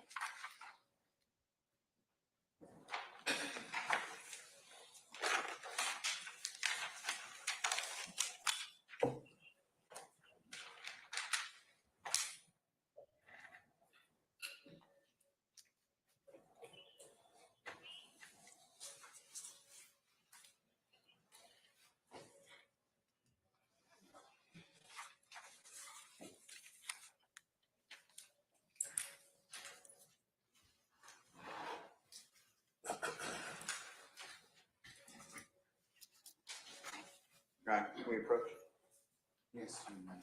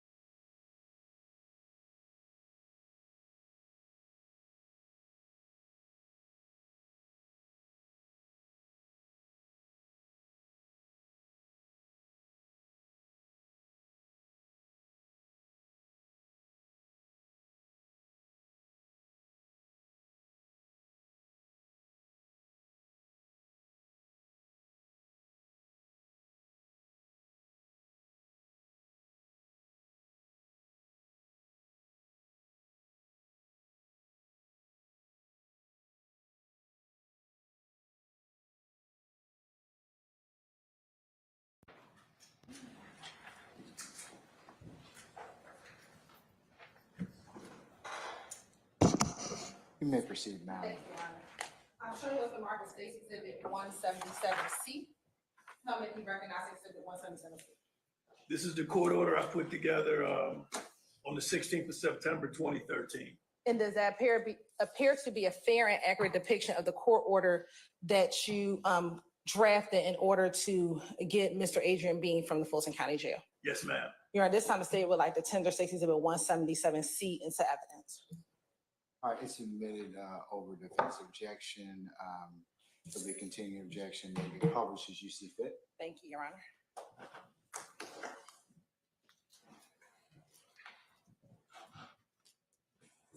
Can it get bigger?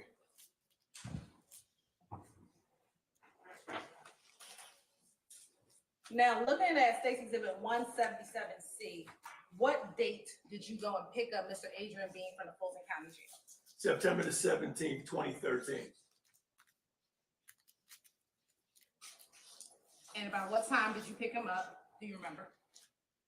It was between 9 and 10. It might have been 10:30. And is that based upon the order that was signed for you to be able to pick him up? That was the window that I gave to the judge.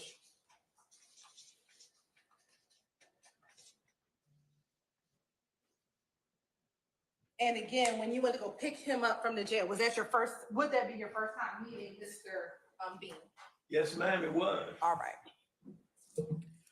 Now, do you know why he was in custody? He had a probation violation or some previous interaction with the law. I don't know exactly what it was. I didn't want to know really. I just knew he was in jail. Why didn't you want to know? Because I don't like people, when I'm working an investigation, I want to get into the minutia of what they may have been charged with previously. I don't want to get into that. And again, at this point in time, had you had any warrants for Adrian Bean as it relates to what you were investigating? Nah, not at all. And were you able to get him from the Fulton County Jail? I was. And did you bring him back to, where did you take him? I took him to Atlanta Public Safety Headquarters. And where's that located? That's it. It's been some years. 600 block of Peachtree. Okay. 220, does 226 Peachtree sound familiar? Okay, you're right. I'm thinking of the old headquarters. When you interviewed him, was he cooperative? Oh, yeah. Right. Did he speak with you about what happened? He did. Right. Did he speak with you about who was involved? Yes, he did. Was he able to give you details about the incident? He was. Was he able to identify who the fourth person in the car was? He was. Now, was his interview recorded? Videotape and audio tape. And when we first talked about audio tape, when did you first begin your audio tape version of this interview? Well, like always, it's customary what I get down. I always activate my tape whenever I put whoever I'm picking up from the jail in this lapel pocket right here, and we're live. And I keep it that way live all the way to the time we get back to the jail. But I actually put on video when we got to the headquarters and had both going at the same time. Again, that belt and suspenders thing. I just want to make sure I catch it. Why do you keep on your pocket recorder from the time you pick him up from the jail to the time you return him back to the jail? I want everybody to know I'm keeping it 100. You know, we're not missing anything. And have you had the opportunity to listen to and watch the interview with Adrian Bean in preparation for this trial? I have.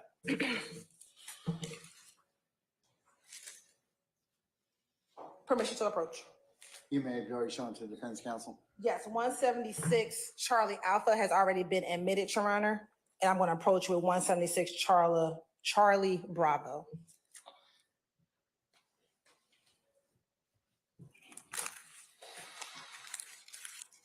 I'm going to first show you, or first you have in your hand, I believe 176 Charlie Bravo. Okay, Do you recognize Exhibit 176 Charlie Bravo? I do.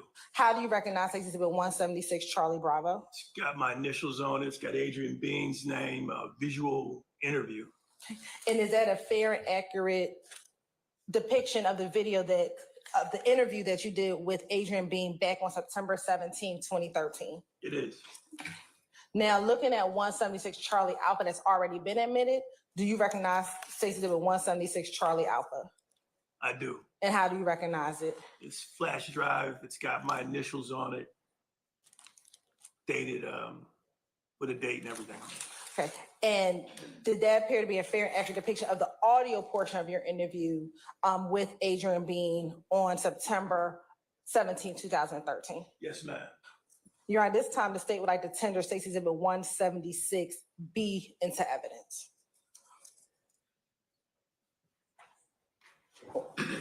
176Q, Charlie Bravo.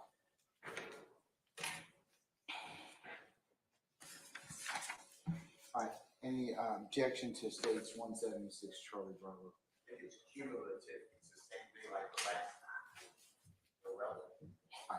I'll rule your objection on both grounds. I'm going to admit states 176 Charlie Bravo over objection may be published as you see fit. Thank you, Your Honor. And you're on permission to sit during this portion. You may, madam. Thank you.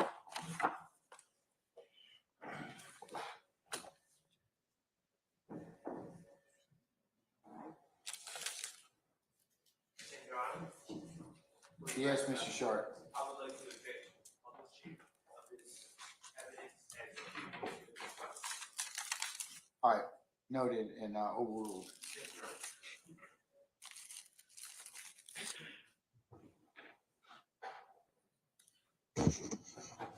And Detective Quinn, for the audio portion, I'm only going to publish a portion of the audio portion.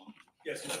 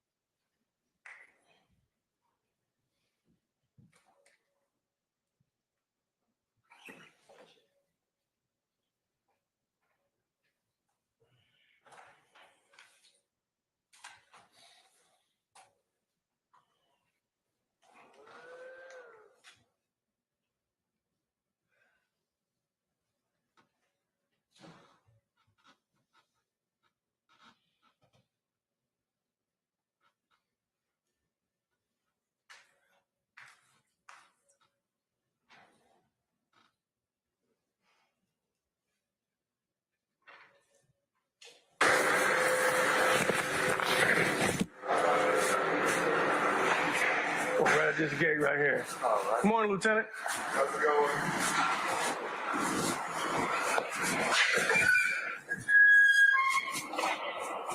That's my raggedy ass tourist straight ahead.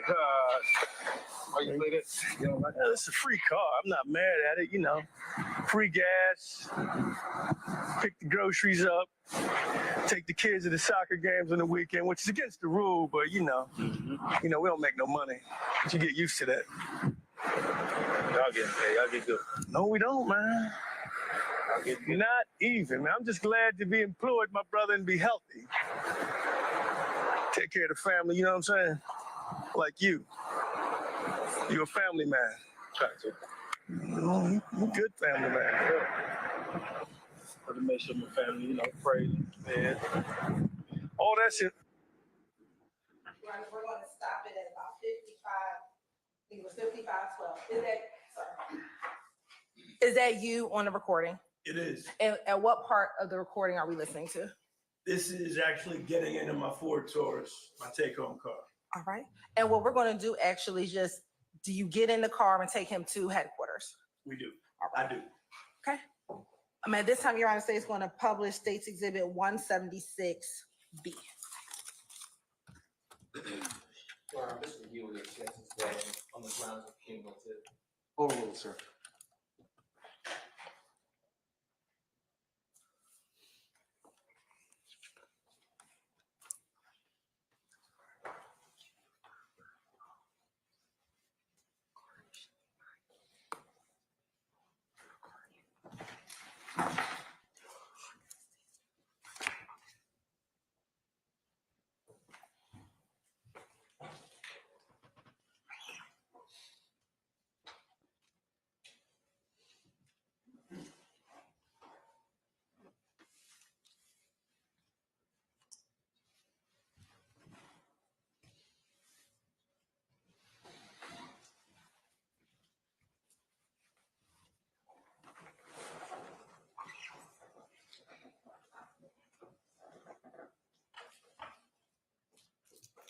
court's indulgence, the application is just loading. All right.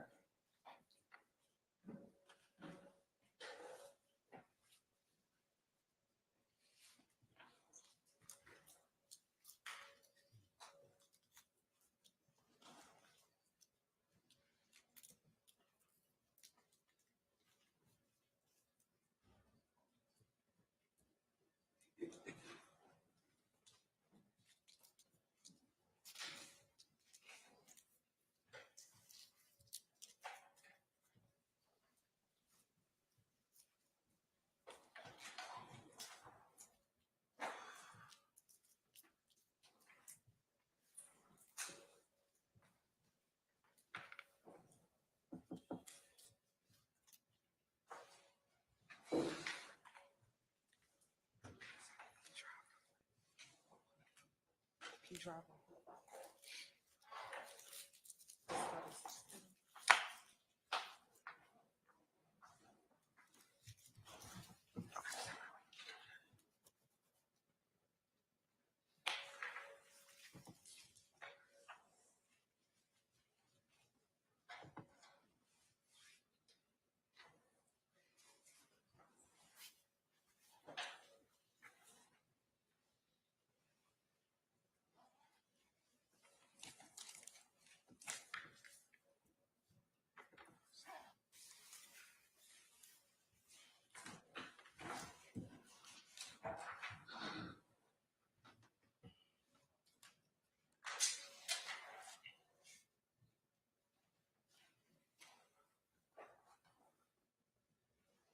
Before we begin, can you tell the jurors what they're looking at in State's Exhibit 176, Charlie Bravo?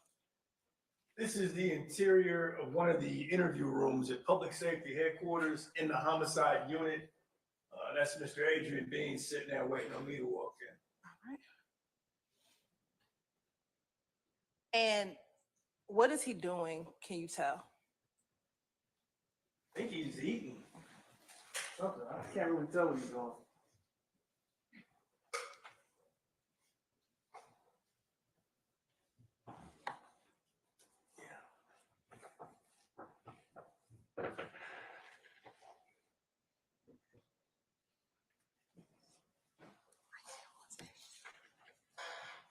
Pull it up on the page. Okay.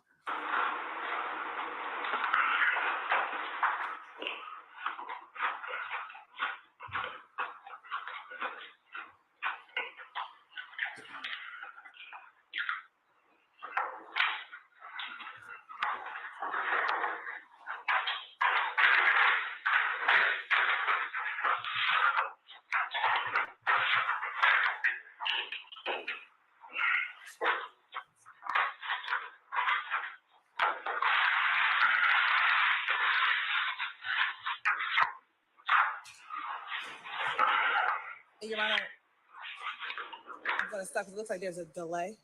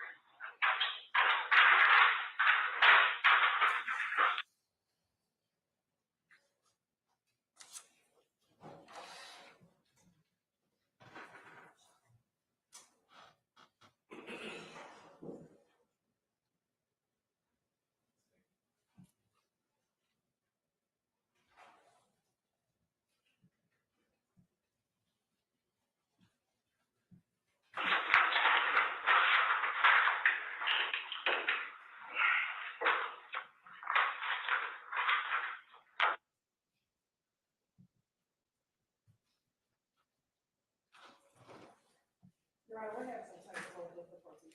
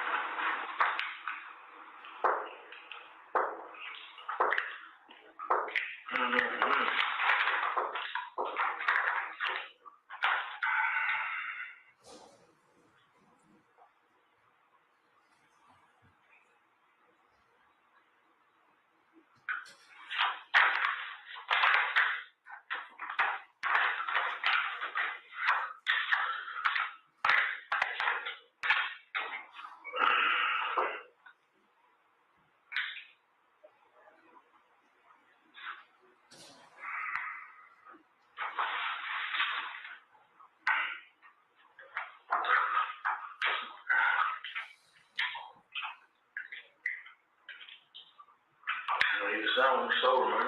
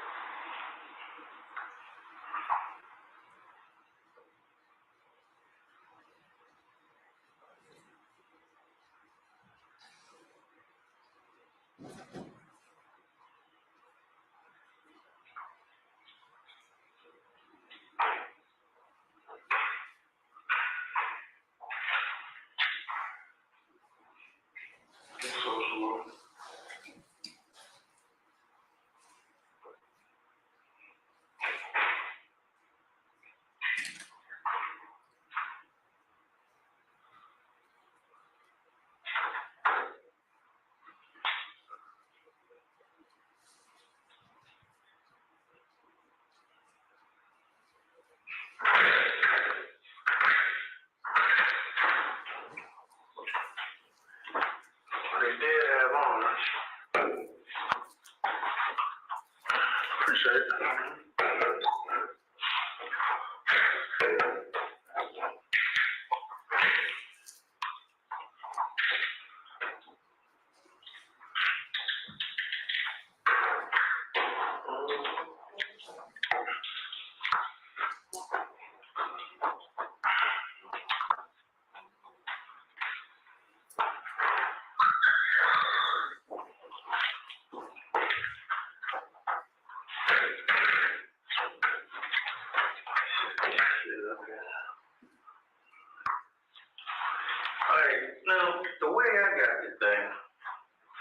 you know, it was all a mystery to me. The boss is always when she locks somebody up immediately, but that's not how I operate, man, because I'm the one that has to testify to every fucking thing goes on there, you know what I mean? Plus, I respect the rights of the people who we believe are significantly involved. I mean, you got families, you got rights. And I believe that if I don't do a thorough job, I'm basically saying, fuck your rights, you know? I don't get all excited because the police officer been involved in the shoot. I'm glad he's okay. I'm glad nobody really got fucked up too bad. But I got a little problem with what you kind of told me in the car. I want to make sure you got your story right about why you were up there at Summerdale Commons Apartments. Make sure we have that right. I need you to think hard about that day. Remember from start to finish. Again, tell me to kick rocks. Tell me, Quinn, fuck you. I want to go back to where you just brought me from. I mean, I'm just going to make sure I got it right and I respect you because I don't want you coming up later hollering about, you know, like we were talking about in the car, people always come back later talking about stuff. It's too late. Mm-hmm. Now, too late is kind of open-ended for me to say that. I can't really change the outcome of anything. All I can do is take the truth to the DA and say, okay, out of all four of these people, only three of which I know of, this one told the truth based on what I've done. That's all I can do. I can't say, okay, I can't tell anybody, I can't make any decisions. I don't have any power when it comes to all I can do is impress upon the people that handle the prosecution, like the DA's office, tell them this story told the truth. Personally, I think the ones down at Grady healing up, I think they lied. I mean, you lied a little bit too, but I want to clear that up. Based on my investigation, I'll show you why in a minute, but run down to me how that whole day started. How did you end up with that burgundy or red Nissan Altima that the white kid named? You know his real name, boy? You know his skateboard's real name? Brian, I don't know his whole name. Okay, Brian. Been known him for. How long you been knowing him? Been knowing Brian a couple of years. Okay. That's good because he said 2 years, so that's right on time. 3 years. Brian Ransom. Mm-hmm. Did you know the Mexican kid was with him? No, he came with Brian a couple of times. Run down for me 9/11/2013. How you ended up with that car and how did you end up skinned up the way you are? Just start where you got the car and end there, and then I'm gonna tell you what I got. Okay, cool. I'm being straight with you. Ain't no cut no.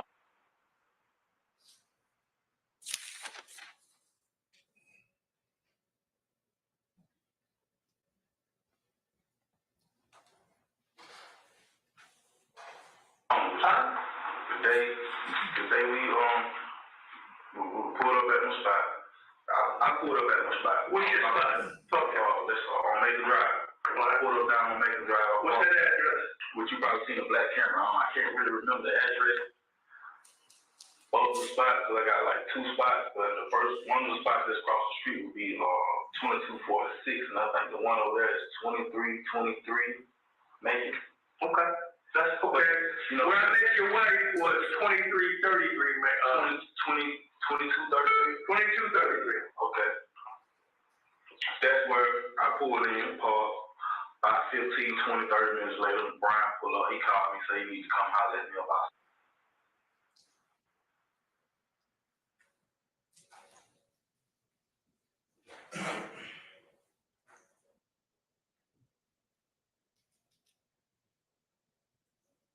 things.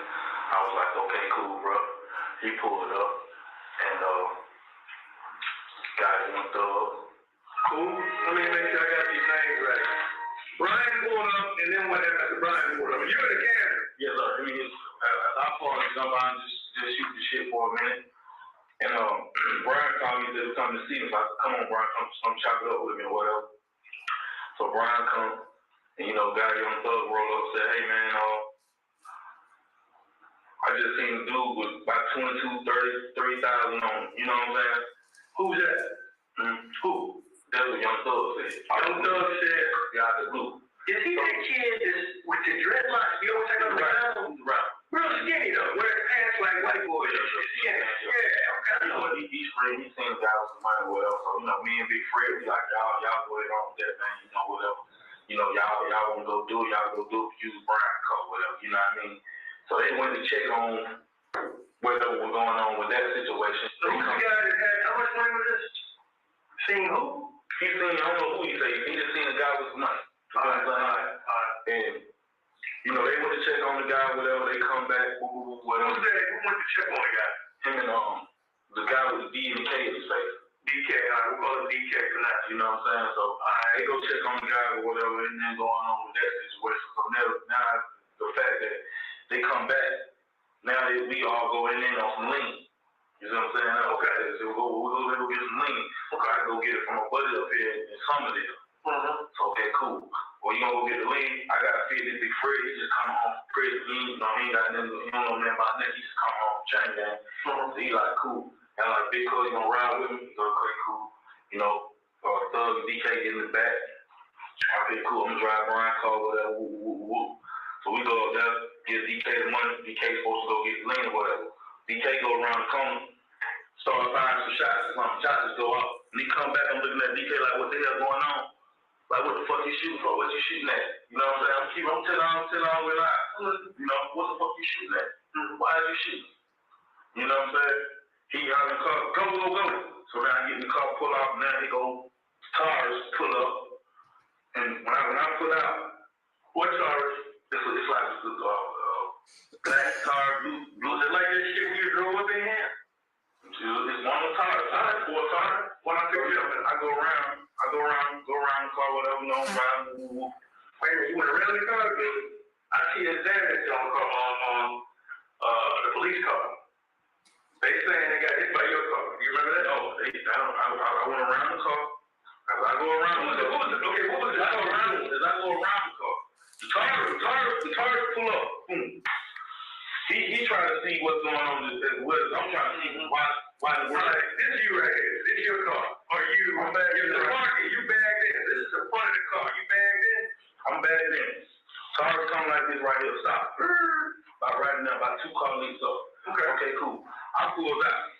As I pulls out, cops already right there with the gun. You see what I'm saying? I go around like this right here. As I go around like this, the cop car hit me. Bump the tail of the car like that right there. I goes out. They shoot. Boom. Cop. He fired a shot. I go around. Boom. Hit the gate. Boom. Go straight across. Jump over the wall. Boom. Hit the other wall. Boom. Run into the laundromat. After that, Did you see that police car down there at the bottom of the wall? I didn't see no police car. It was back then. You almost landed up, so you were driving the car. Yes, sir.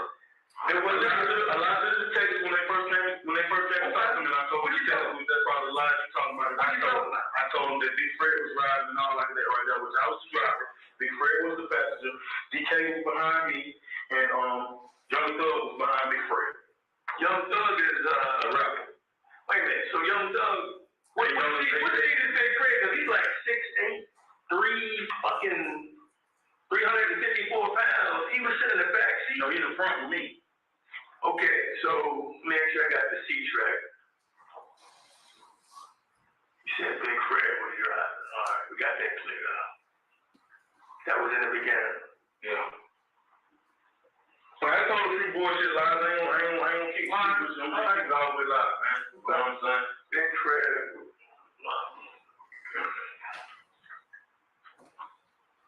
You know, like I told the police officer, everything just happened so fast that we ain't even, none of this even supposed to occur. You know, my man just come home for it. So what about the guy with the money?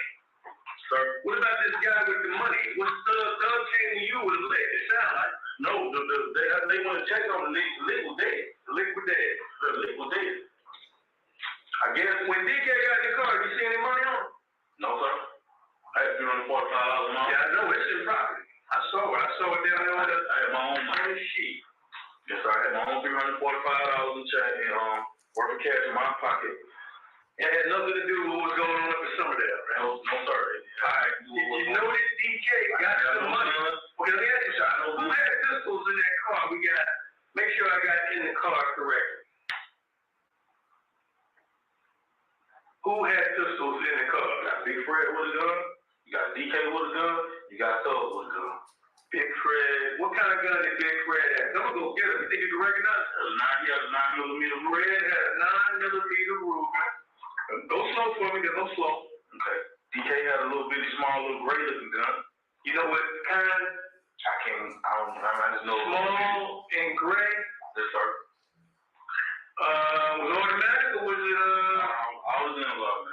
all right, you don't know what his was, 9 or 40, 45, what kind of DK had? I can't tell you the. Okay. I mean, I don't hang with. All right, small gray automatic. Let me put this on the clip for record too. Mm-hmm. These are younger guys than me and Big Fred. Like I said once before, Big Fred just come home from jail. I'm trying to show my big homie a good time. My sister been buying brand new clothes and stuff. Okay. You know what I mean? And that was that.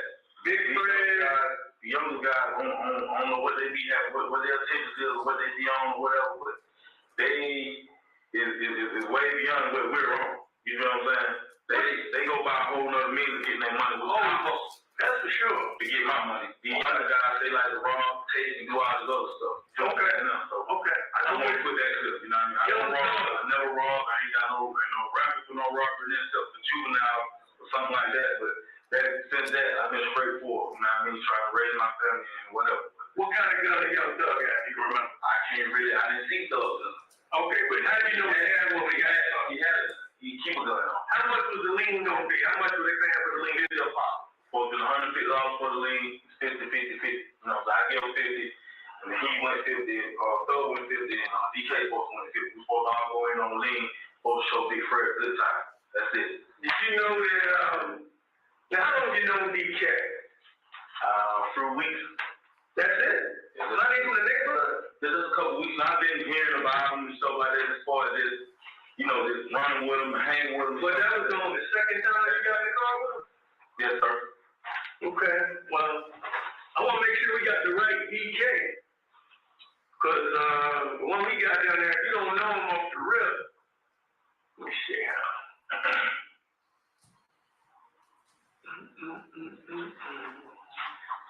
Okay, describe DK for me. The guy in the car with you. And where did he sit? He got a tattoo, the D and a backward K on the forehead. What's that all about? Backward K. I don't know, bro. They're gangbangers and we You are a gangbanger family man, or guys that come home from prison. So you know what I'm saying? So DK, who's he friends with in the car? They got with each other. They gangbang, they call themselves some type of blood. How long you known Thug? I know his father. I've been on his father over a couple of years now. You know what I mean? Like I said, Thug just started coming around. But how long have you known he exists as a human being? How long you known for us? I can't. What? How long? I don't know. In years. Can't take a guess. Because I don't know his real name. What's his real name? Little Jeff. That's all I know. They call him Little Jeff. Jeff? We don't know his last name. What is daddy's last name? I don't know his dad's last name. I know his dad named Jeff Roden. Little Jeff. Jeff.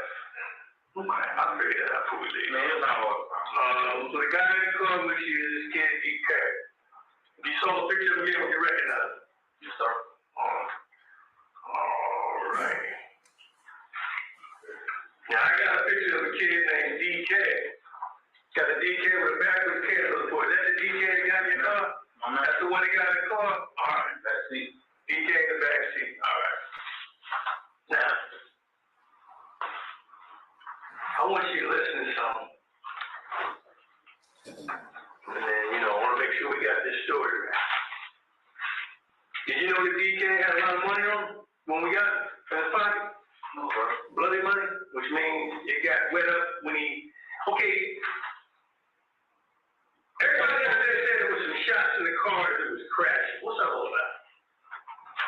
I heard a couple shots as we were going bumping up and down. You know what I'm saying? Do you know that y'all went off that wall? Yes, sir. How did that happen?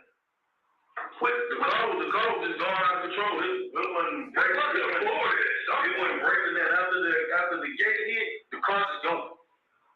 The car just go. He went over that grass and did his own thing. He went straight to that wall. Ain't no stir, no acceleration, no none of that. It was just going. No magic gas, none of that. It just was. The car just did his own thing. So.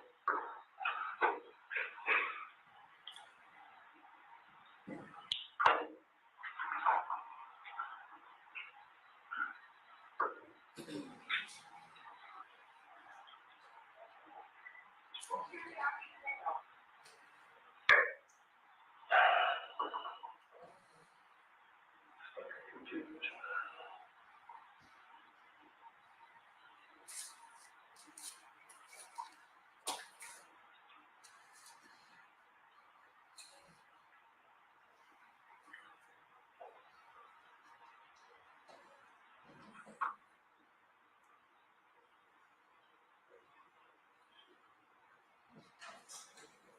remember what I said about take my time with this shit? Just listen. I got a couple weeks.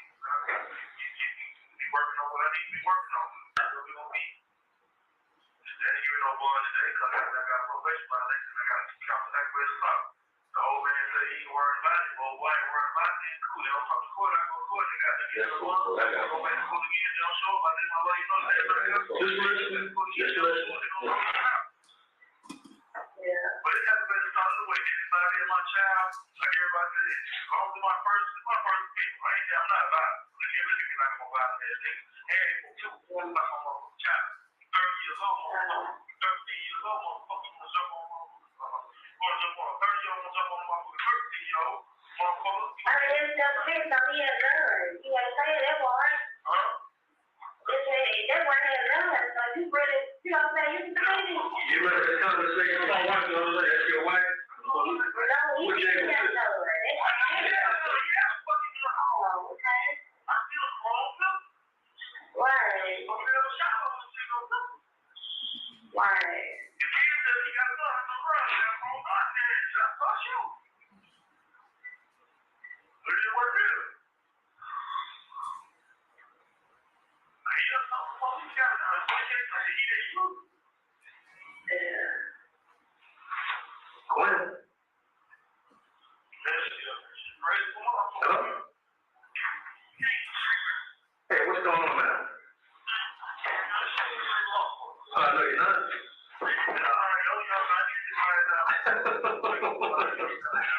Yeah, I know. But we need them. Trust me, we do, because it legitimizes the office. It legitimizes everything that happened.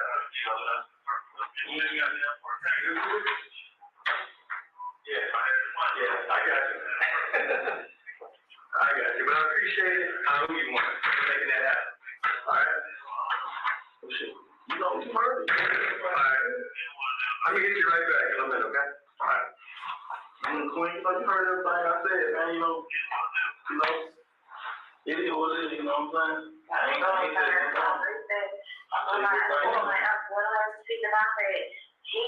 we ain't got to the point I'm talking about yet.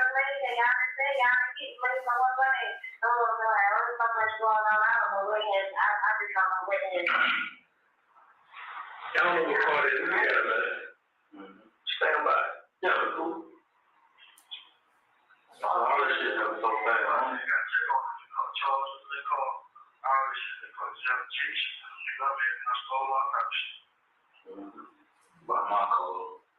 That's family stuff, you know. I don't know what our brother got. What do you know what that is? What go ahead? I didn't give him that. I know I'm gonna let my phone.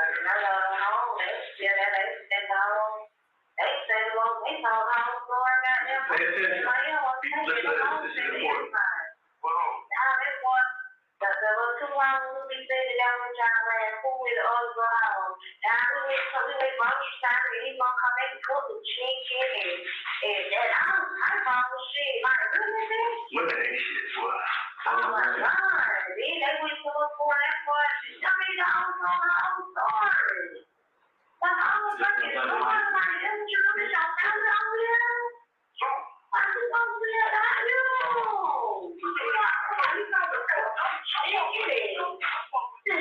I'm married.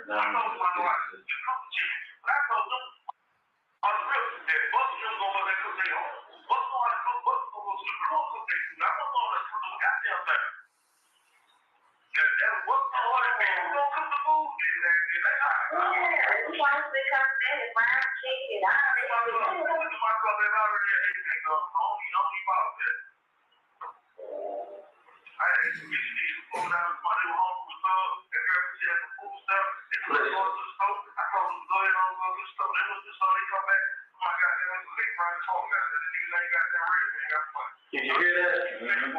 There's a lick around the corner. What is that? Nigga around the corner. I ain't saying his name and all. Listen to him. Name red.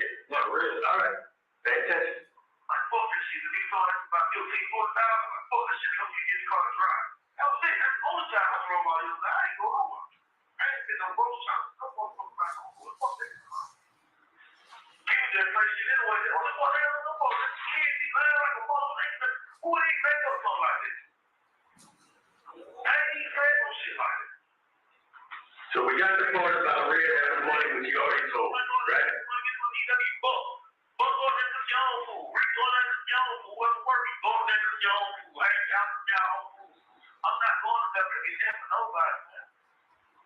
Yeah, so we started in that thing with that shit with all that there, you know, your time came couldn't got their lights off properly.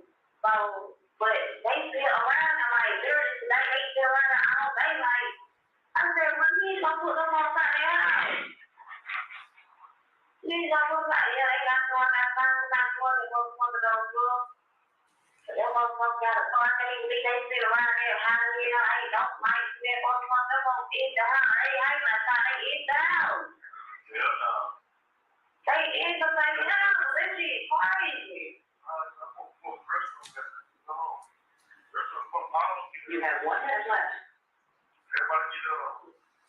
Child work that I know she just sit outside. I had on me crying everybody. I had always on them my place. I didn't Hold on. they just cut them out. That's just that come out to the wall.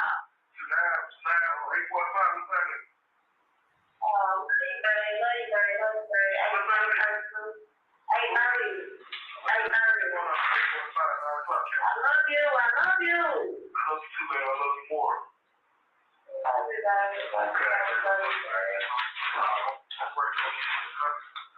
That one was just about the liquid red. What you told me about? You know, this second one. Okay.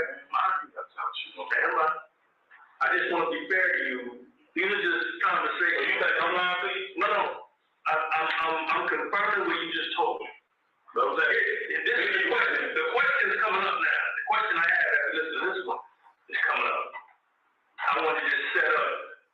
I mean, it's all the calls since you've been down there. That's just one that says you heard about the lick. That shows truth. You heard about it from Thuggin after they came back. They said it's up there. You said, okay, so stand by. Let's get this one, the second one going. I mean, I had to listen to them all week. I want to make sure you listen to them too. Yes.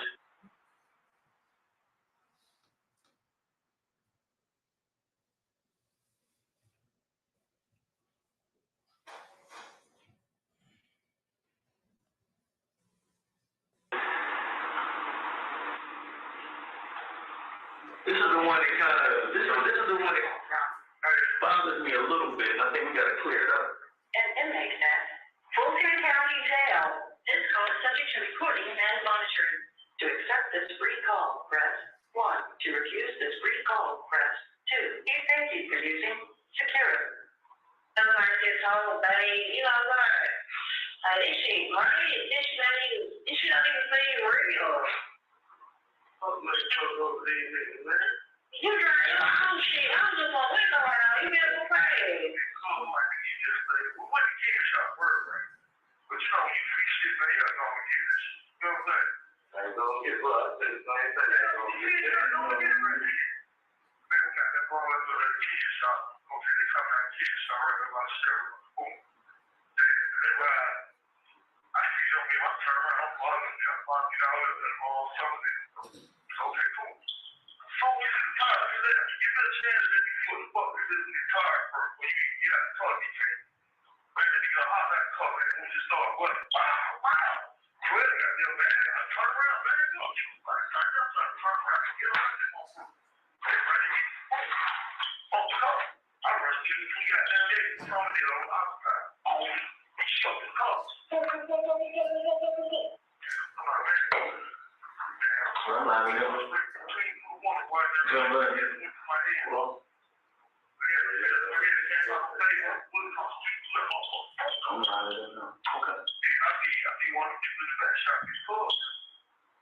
You said one of the niggas in that shot their cousin before by accident, bro. I'm getting probably none go.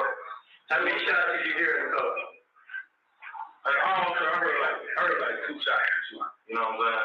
Hold on, all the other shit I was saying. Hold on. You know, hold on.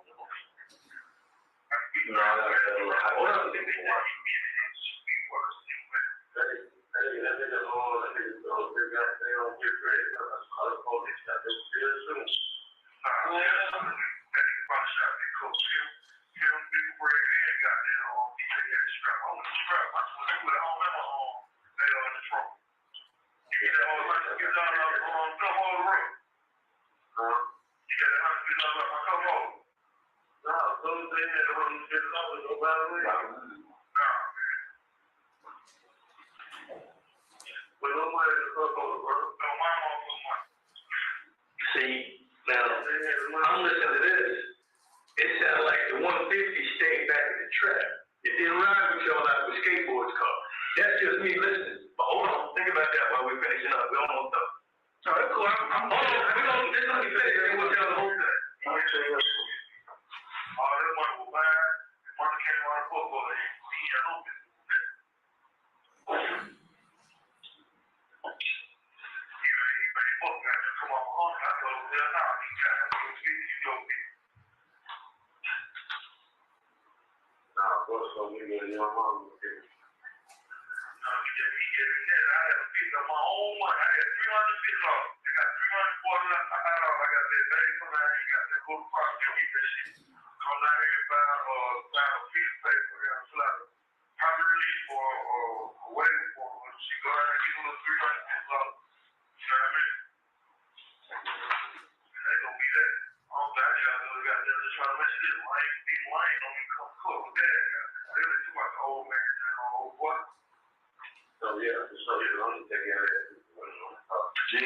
Don't worry about that. Don't worry about that. I'm not talking about that. That's all my business. I can't get no probation. I got no probation, no rapping, no none of that shit. Oh shit. Okay, we're trying to get started with that. I don't roll. I'm good. Hold on. What y'all do? Yeah, I thought it. Yeah, he kind of gonna go around and talk to him yesterday. What is it? She come on my cousin. Yeah, he said shit. You got that. He tried to go in, he did bad, he didn't know my own. Yeah. But I ain't need shit, though. You know I got something going on. We got something I got something going on. For sure, man. So that's it.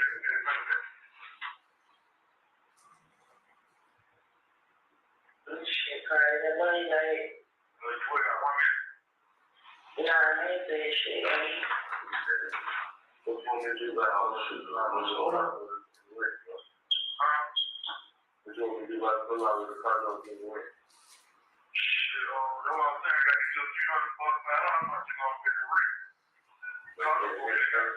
Couple more days. What do I don't got on color? Like 10 days? Yeah, we will. Huh? We'll get that rent first. All right, y'all, one more, and then we're going to talk. I just want you to hear what we were listening, what I was listening to. I'm the only one working this shit, you know. But now, majority of that stuff when I was telling them was making these shit too now. You know what I'm saying? Let's talk about that. I had to with my wife a little bit too. Why you bragging about that? You know, this bullshit, man. You know, when it went on, you know, so I'm really trying to, I'm visualizing the story, but, you know, I'm just trying to make it all one. You know what I'm saying? No, I ain't telling them a lot of shenanigans bullshit too, so I'll tell you what I believe for a second. One more and we done. Hello, this is a prepaid collect call from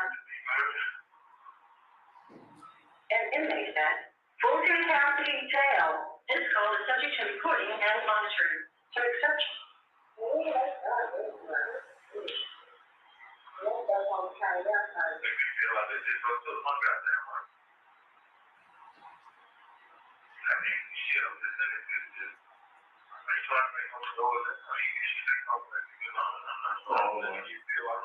Hello, this is a prepaid collect call from inmate at Fulton County Jail. This call is subject to recording and monitoring. The man was somebody gonna stop by the other day. I told him I was at work. He said I ain't gonna walk with that. I shit.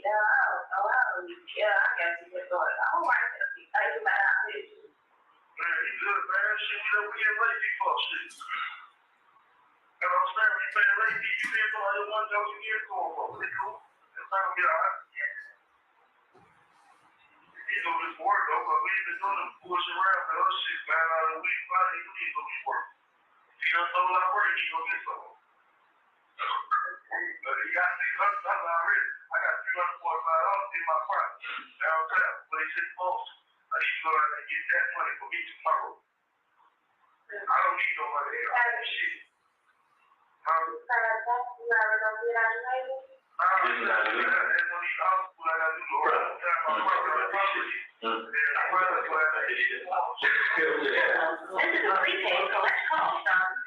Only do big boy shit. I don't fuck with that other shit. Fulton County Jail. This call is subject to recording and monitoring. To accept charges, press 1. To refuse call, press 8.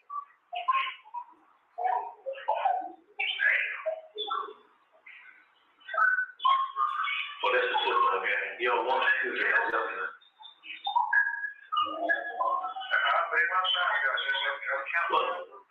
Okay, let me just say this. I'm looking for it, but in my notes I have. Everybody, listen, no, you ain't helping me. I just want you to make sure you have the truth. I've got, I don't know, 10 tapes altogether, because the phone conversation is lasting 13 and 15 minutes. There was a situation where you say DK got out of the car. I didn't get out of the car this time, and you waited for DK to get back. Now, in the context of everything I listened to, it sounds like a robbery on being read. It doesn't make sense about you going to get the lien because you left the 150 down at the car. You had 345 on you. That lien deal was on hold. And then, hold on. The robbery was not dead because DK got the money. It was in the pockets. DK took some money? He got some big red. He got some dirty red. See, he was in the parking lot. Me and Red like this up. Huh? Me and Red like this up. I didn't even know they was going to robbery.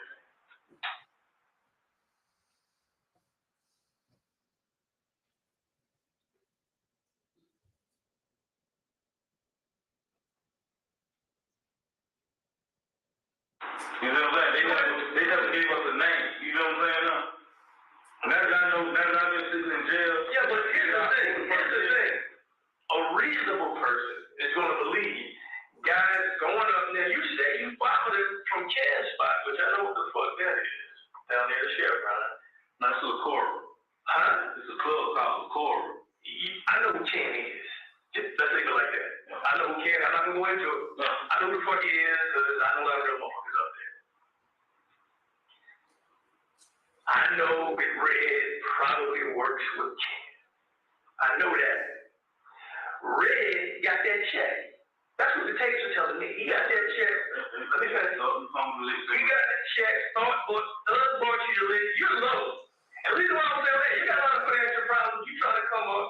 You 15 days behind on your rent. You got all these different shit going on. You got 2 car notes. You got a landlord that's cool, but he ain't too cool after the 15th. You got a hard-working wife that's trying to get certified in her field by going to school. You got beautiful children, your son who you need to look out for. And I got one. Listen to me. Apparently your wife don't know because she acts like you don't. But the thing of it is, it's a situation where y'all are following Red car with him. They get up there, it's going to be a simple lick. You say y'all let DK get it.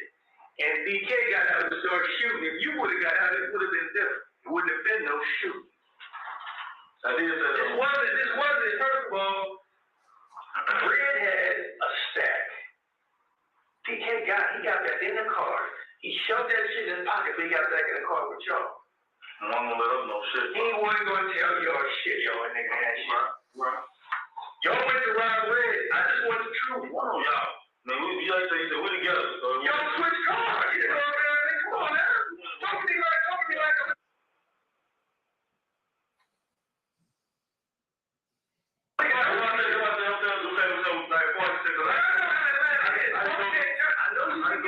I'm asking you straight question. For you to drive up on this lake for a rock, that's all I want to know. You're not the gunman, or you to drive up on a rock. You're the driver. All right, so what's the move? Tell me the move.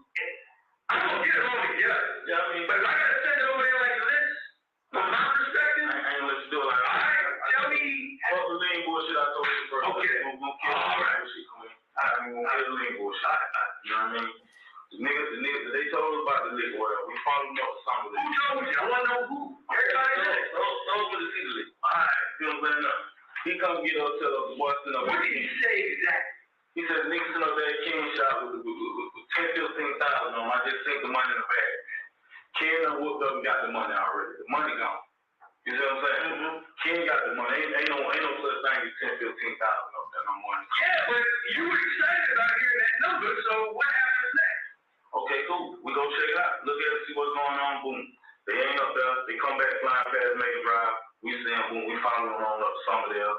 Now, we in Somerdale. What do you follow? What kind of car do you follow? We follow them the gray, I want to say Pontiac car. Well, you say gray car. We don't know what kind of gray Dodge. All right, that's cool. Pontiac. Follow the Dodge. Gray Dodge. All right. And, you know, we get up through there. Through where? You got to say where? Somerdale. DK jump out the car or whatever, you know what I mean? Why did y'all pick him? Sir? Why did y'all pick that motherfucker to get out? And a whole motherfucker. I don't know why Thug didn't get out. It was his leg. He sat in the car in the back seat like a bitch. This is man. You know what I'm saying? So it ain't no who picked who. This is man. Mm-hmm. He said his foot soles what. Mm-hmm. I'm no gangbang, I'm no blood, nothing. He tells him, showing your record. He tells him, hey, you go get it. You know what I'm saying? What did he say exactly? What did Thug say? He told him, go get the money. So he told him, he said, go get the money, go take the money, come on back. So he told him, go take the money, come on back. All right, so is that before or after you back then? In the party. We back then, he told him, go get the money. All right. Where's that torch you were worried? You were worried about that torch. You weren't sure. No, the torch, all of them are together. Is the torch in front?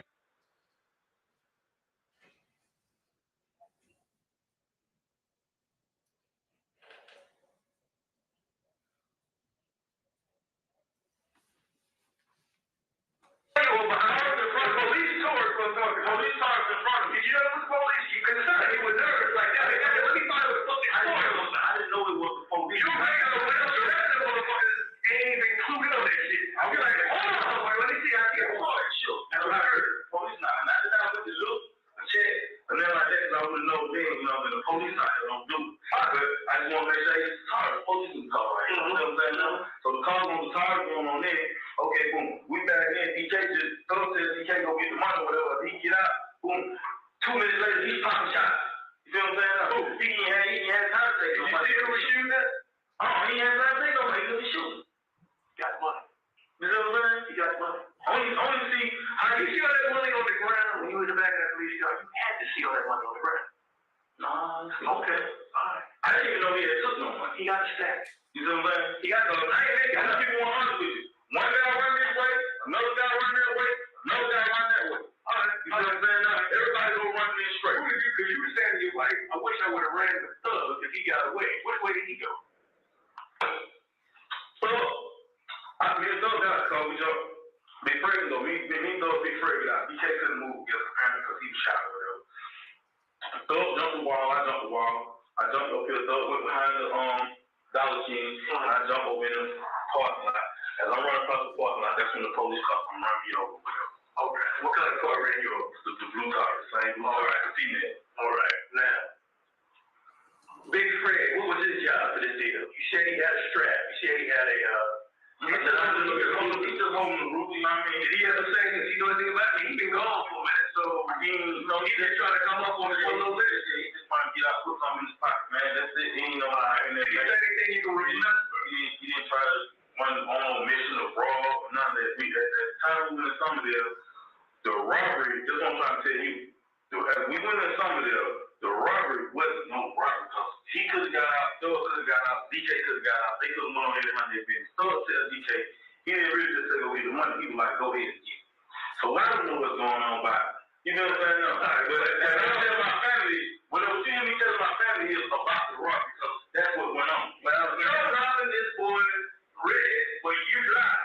You just drive. But you know they're going to get his money from him, and he's not going to like give it to him voluntarily. You got to know that. Yeah, I know he's going to know they're going to take his money. All right, so let me ask you this.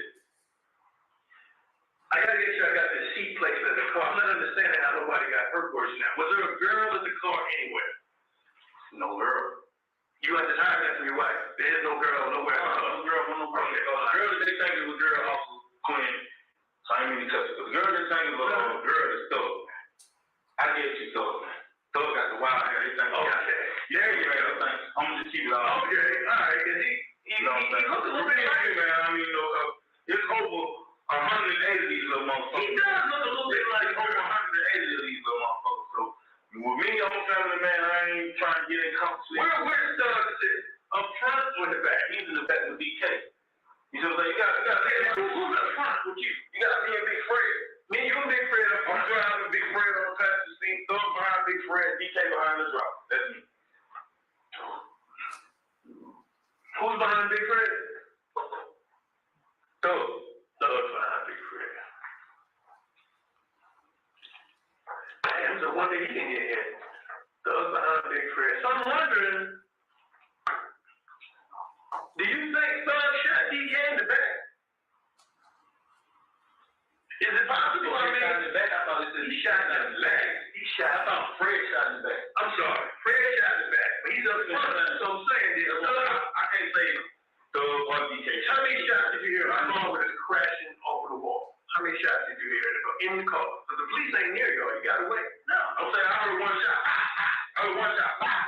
But I can't say it was a shot because it was like a concealed that was a crash. I can't say this person, that person shot him or who shot him. All I can say is I heard a loud noise with all that's going on with the impact of the crash to the wall. So I can't say. I know DJ could have shot him, but he more worried about. You feel what I'm saying? He more worried about his shit, his situation. But he had like he had a stack on. So everything I love, he had a stack. He went in Red's car, because Red ran like a motherfucker. The Red ran. Red got the truck on him. He left his car sitting open. Everybody out there said it. DK went into the car, up under the armrest, got the money where he had the money. Covered, got in the car, one gonna tell you shit. I'm gonna tell y'all shit. So, I mean, I'm just saying, so, I mean, what is this, a robbery case on me or something? I ain't robbing nobody. What I'm saying is, you based on what you're telling me, you're the driver in a case where DK, the guy you know that got in the car with you, with the tattoo on the back with K, was told by Thug, who I haven't identified yet. I don't know his real name yet. I'm going to see if I can find it. DK is the one that got the car, the one you waited on to get back in. But why did you wait on him after he was shooting? Why didn't you just leave that motherfucker? Because you could have left him. You know, this is a man, you know what I mean? Why didn't you just leave him up there? Because he was doing shooting. He changed the script on a simple lick. I'm going to piss off with this. This is a simple lick. Yeah, I'm going to piss off. Easy. I'm going to piss off with y'all change cars because everybody knows you carry. Let me tell you something. Was Thug in your black Camry earlier when you went to check on his lick? No. You sure? When he went up to Ken shot. Was Thug using your car or another black Camry? Thug got a black Challenger. He got his own car? Not a black Challenger. Okay. All right. Okay. Now, a police officer that did the shoot. When did you first see the uniformed police officer that fired the gun? Did you see it? Nah, I don't remember police. Did you ever hear the police give a command? Did you see a police officer? Because they say they saw a guy. I ain't. Did you knowingly ram the cop's vehicle trying to leave? Did you know you hit it? No. You did not know you hit the cop. It bumped me. And the cop bumped you. Yes, sir. So was it fair to say they tried to lock you in to stop you from leaving? Do you think that happened? I'm just asking. Yeah, they probably did. And why didn't you stop? Did you know they were police? Come on, this is everybody was the police you were fleeing from?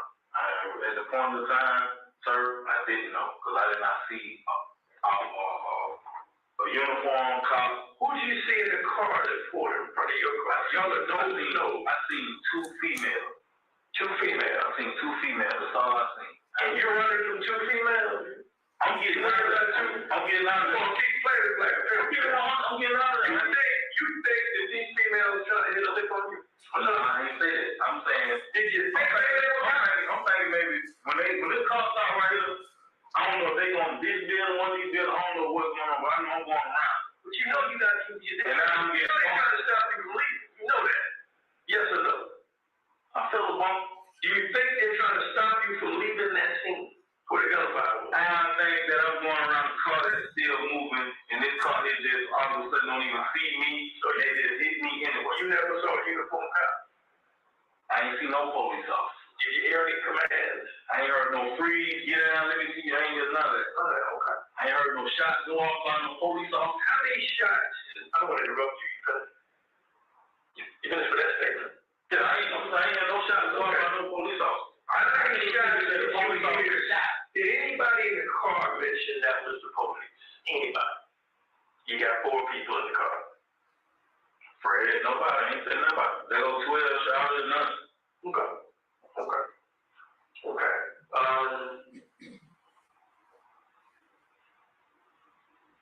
You know, this is an interesting situation, man. Y'all went through that yard, hit all the tricycles and shit. Could have been kids on the bikes, man. I could have lost my own life. Oh my God, you could have. At the time, y'all could have let it. At the time, y'all scared of police because the police caught back under that wall. Y'all just missed it. They were just sitting there. They had nothing to do with that shit on the hill. They were just sitting there. Thank Jesus, Allah, the Dalai Lama, everybody spiritual. Y'all didn't land on that car. Then, you know, it would have been a different situation. It wasn't meant for you to, you know, catch that kind of weight, but, you know, you seem like an older brother. Why you got involved with these young men? You say it to your wife over and over again when I listen to it. Why you get involved with these young motherfuckers, man? I mean, they don't care about going down the road. They can't wait to get in. That's my feeling. They can't wait. That's the same way I got to write like that. They can't wait to get down there, man. You already know what this shit's about, what life's all about. You are in love. These young jokers only be in love with themselves and their homeboys. They'll never know how to play anything. See, I don't bang. I know you don't bang. You're a family man. You got your kids in football. You're active in school. I did my research on you. You're a good dude, but, you know, and I appreciate I've been asked to take a comfort break. So can we do 10 minutes and then we'll see where the day leads us at that point in time, okay? All right, we're being recessed for 10 minutes. All rise.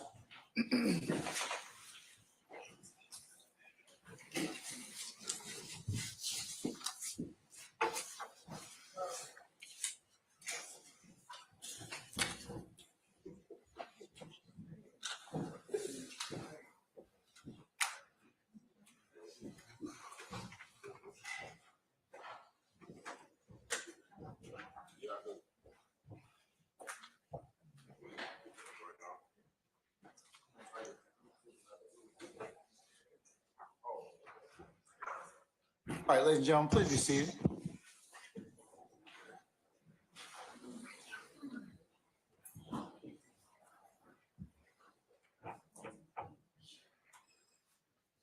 Excuse me, Judge. Can I take a quick?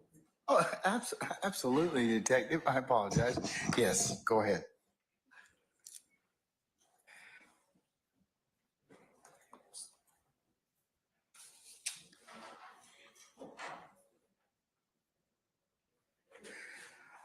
Counsels, I was going to recommend that we just recess for the evening. When the jury comes back in, I'll take up a couple of different things with you all in just terms of just a little bit of scheduling. And I'll give the jurors the dates for the where we start later on Fridays due to Veterans Court. I'm going to get my plan is to give them those dates, and then we'll recess for the evening. I believe that we're supposed to start back on the 25th, Monday, full day. And you all have your witnesses that Detective Quinn will testify again on Monday. He will be out and he won't be available again until Friday. Is that correct? Yes, Your Honor. Okay. Do you have other witnesses during that 3-day period that you are going to call? Yes, Your Honor. We provided that list last week on Friday, so we did not intend to produce another list. Okay. All right. Any issues about that? About any of those witnesses or anything that's going to be presented that week? Mr. Steele? Yes, sir. So unless it changed, and just stop me so I don't waste anyone's time, I believe that it is Miss A.B. and 2 other witnesses. Is that fair to say? Yes. So, Your Honor, you have admitted this is not charged conduct. This is not in the indictment at all. As you know, this isn't charged conduct of Mr. Williams. He's not charged with September 11th, 2013. But I asked the court to reconsider because I asked you before. So if you don't remember, I asked you before and you allowed it in. The state argued somehow it's intrinsic because it's a RICO case and it shows affiliation because allegedly Mr. Williams is with Mr. Walter Murphy. Now that you've heard all this, I don't see how we need more. This is cumulative under 403. It's a waste of time. That's from the statute. I'm not being rude to anyone. That's in the statute. And it's not for prosecutorial need. So all of that, I'd ask you to reconsider. And if you don't remember, it's a knock on the door. AB opens the door. She's with a child, young child. She retreats into the home. Then allegedly she has a gun at her face. She says that money, jewelry, the bag, which has her child's items in it, and a gun is taken by 3 people. Mr. Walter Murphy is known as DK, Mr. Williams, and a 3rd person she identifies. She doesn't know the person. She says thinks it is Mr. Williams' brother. They leave. Mr. Murphy shoots her gun into the apartment. She does not call the police. She says that night somehow she's alerted that her house is fired upon, her apartment. You excluded any hearsay and confrontation clause. The next day she walks to the police department, tells the story I just told you, and then this crime scene comes out. Those are 3 witnesses, AB, the crime scene, and the officer responding. And then the officer never can get in touch with AB. The officer closes the case administratively. There's never an arrest of Mr. Williams, Mr. Murphy, or anyone else. It's not in the case. I don't want to repeat. My argument is not intrinsic. And intrinsic to me means you needed to complete the story or it explains certain conduct. The state came back and said it's a RICO case and it explains association between Mr. Murphy and Mr. Williams. I will stipulate that Mr. Williams and Mr. Murphy know each other. They grew up together. They've associated together, and that this case is all about Mr. Murphy and Mr. Williams. So I just asked you again. That's what you asked if there's any issue. That's my issue. You're asking me to reconsider my ruling on that issue? Exactly. That's right. Okay. All right. Ms. Love? Judge, the court already just addressed the fact that the court has ruled on that issue.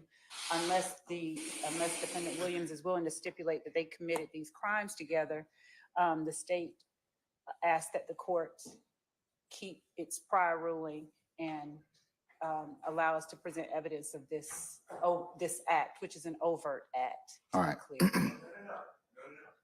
Ms. Love, confident that for the state, this is not in the indictment. This is not charged as an overt act. If I'm wrong, I have a total mental breakdown. This is not in the indictment. To be clear, it does not have to be in the indictment to be an overt act, Your Honor. There's no case, you've heard this before, Yeah, there's no case that says go ahead, sir. that. I am unaware of any case that says that. What it says, there are cases that say it can show an association. And that's what I admitted for over your objection. But Yes. I'm admitting to the. And you're saying you're going to stipulate to that. The state's just not willing to accept your stipulation. So I'm going All right. to leave my current ruling as it stands, sir. Well, there's other overt act too, and at some point, there's 191 overt acts. This other crime evidence at some point is just no probative value, and you don't have to take a stipulation from me, but this passed, and I don't know how many days, 4 days, 8 days, on September 11, 2013, is showing a association through Mr. Williams and Mr. Murphy. And if that's the reason, it's been proven without a stipulation. All right, sir. Prosecutorial need is 0. Okay. All right. Okay, folks, take a couple minutes. I'll get our jurors back in here and then we can go through a couple of things, okay? Before you excuse the jury, can we just put the? I haven't excused the jury yet. I'm asking to excuse all of you so we can take a comfort break and we can get back, we can come back and then excuse our jury. No, I just want to be able to put the timing on the record. I didn't do that when I stopped the The video. time of, What time I stopped the video. So I just wanted to do that. and what time was that? 11/12/27. Okay. All right. Take 5 minutes. We'll be back.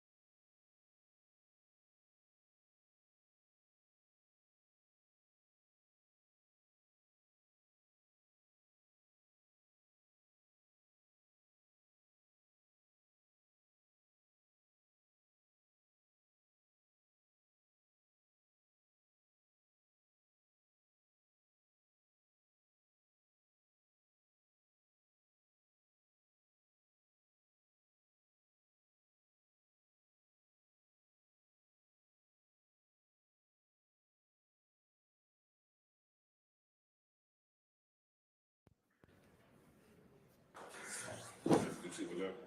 Who? You receive a letter? Yeah, exactly.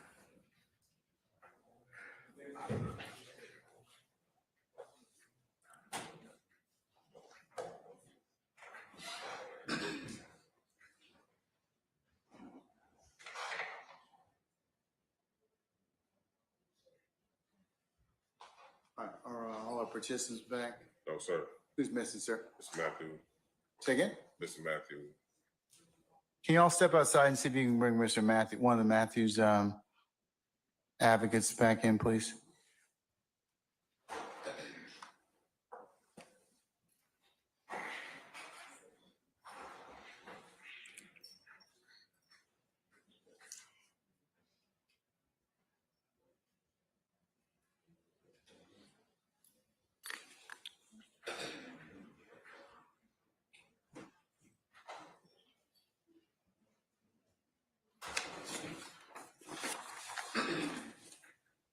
Everybody present accounted for.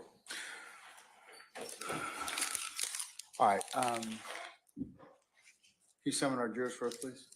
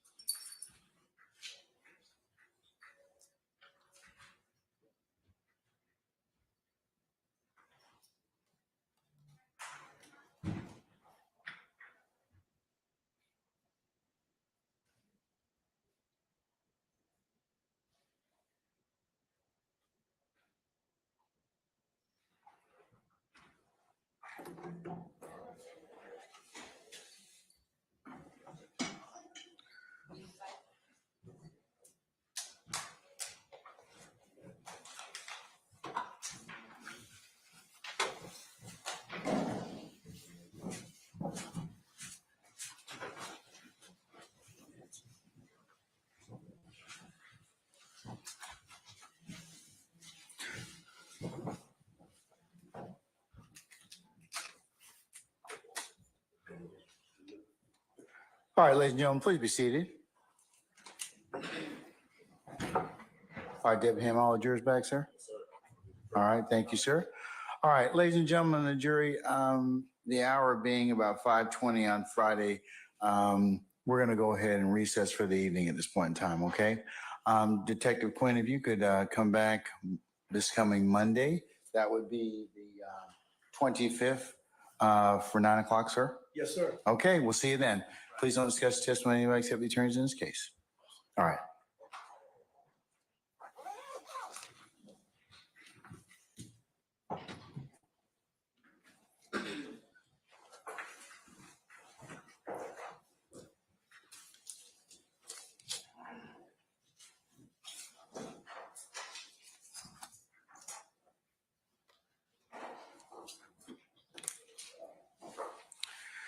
All right, ladies and gentlemen, first let me go through a couple of ministerial things we need to begin with.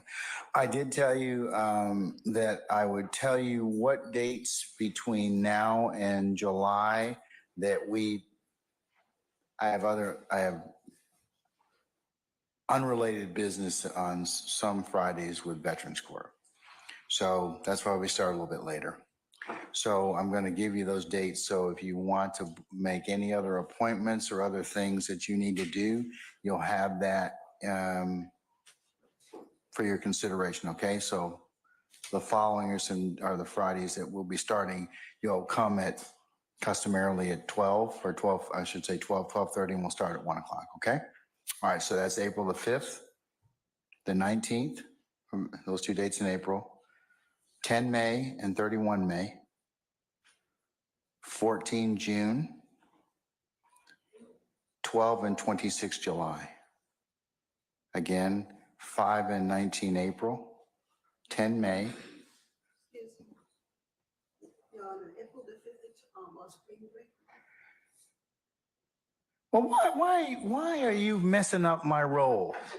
Then you'll be the person, Judge, can you repeat those dates for me again? Or you'll be looking on somebody else's paper. I didn't cover that. We've already covered that. But if you want, if you keep asking me questions, I'm gonna make you come on the 5th. Oh, there's always somebody. Okay, can I get through the dates first? Everybody got the dates? 5 April, 12, and 5 and 12 April. I mean, 5 and 19 April. All right. So you already know that you won't be here on that Friday, the 5th of April. All right, because I've administratively given you that week. 19 April, 10 May, 31 May, 14 June, 12 and 26 July. What are your questions? Those are the dates that you'll have where we'll be coming in. Now, to clarify, 5 April, you will not be here. 5 April, you will not be here. Juror 213 is for you again. 5 April, you will not be here. Okay. Don't ask for any other weeks after that. I'll give you some other dates applicable when you come back in April because after next week.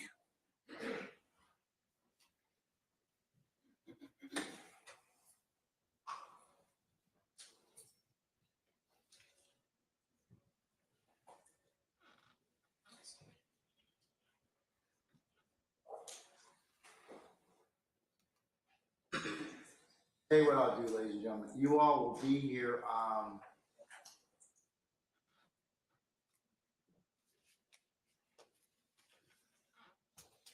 on the 29th, next Friday. I'll give you a couple of dates later in April and May so you can plan some other dates just in case, okay?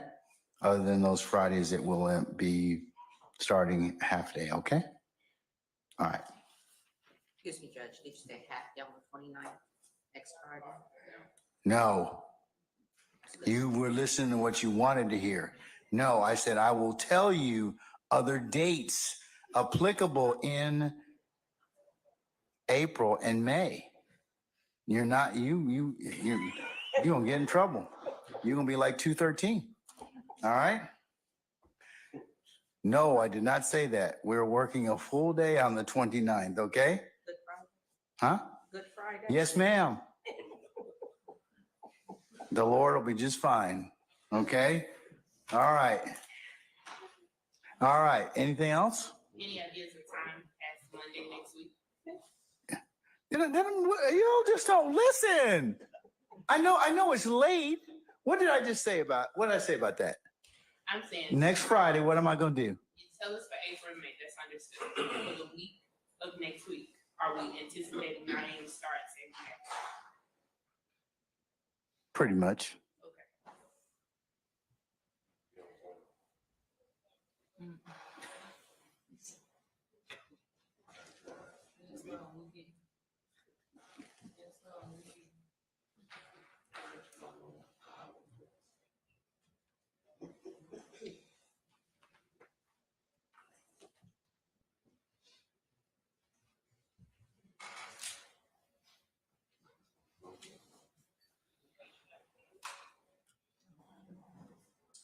Yes, except for Thursday, the 28th.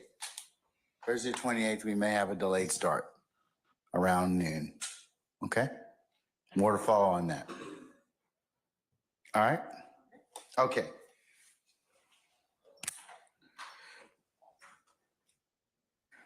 Any other inquiry, me, ladies and gentlemen? No, for the men. You good? Okay, all right. Okay. Ladies and gentlemen, unless you have any other administrative inquiry with me, let's go through your customary admonitions, okay? As you depart today, leave your notepads in the basket. Take another, of course, juror sticker for your use when you come back. Please don't talk about the case in any way as you're going out, no matter where you're going, as you're in small groups, 1s and 2s, or as you're sitting back there in your headquarters at your deliberation room. Do not let anybody, third parties, approach you about this case. If any third parties should do so, your mandate is to let myself and or Sergeant Ingram know immediately. You are not to do any extra research outside of court and any other reading materials or consult any other third persons. Remember, you can only consider what's lawfully presented to you in the four walls of this courtroom. You may not go by and visit any of the scenes that may be depicted. If anybody, please resist temptation of listening to any recaps or commentary about this case in any news media or third-party sites. And remember, as I do always when we leave here each night, thank you very much for your patience. Thank you for the attention that you've given us and will continue to give us in the trial of this matter. So unless you have anything else of me, I'm going to go ahead and release you all, and we'll see you on Monday for 9 o'clock. And we'll see where the day leads us at that point in time. Okay, for an anticipated 9:30 start time. Okay. All right. So unless you have anything else, I'll bid you all a good weekend. All right. All rise.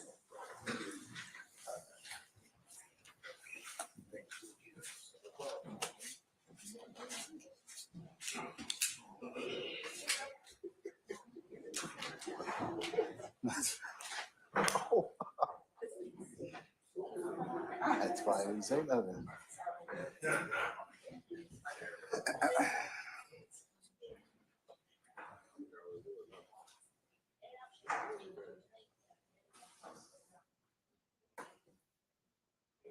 All right, ladies and gentlemen, please be seated. Our jury has left us. All right, couple of things before we close up for the record for today. Ms. D. Williams, were you able to reach Ms. Obasi? All right, that's Thursday, 28th.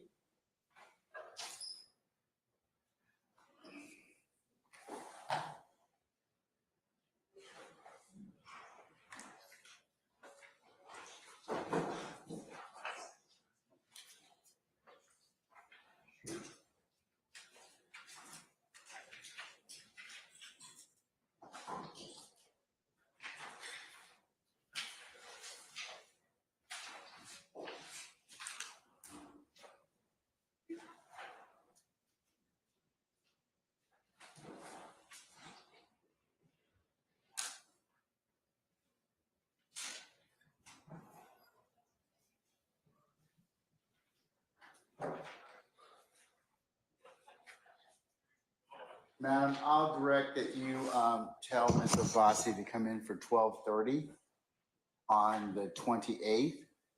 And what I'll do is we'll cover what we need to before everyone comes. Okay? All right. That would just let her know. And then we're gonna start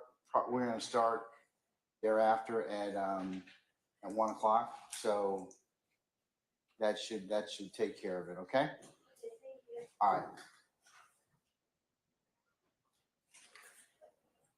Councils, in referring to Thursday, the 28th, we'll be starting at 1 o'clock. So you'll need to be here for 12:30 on the Thursday, the 28th of March.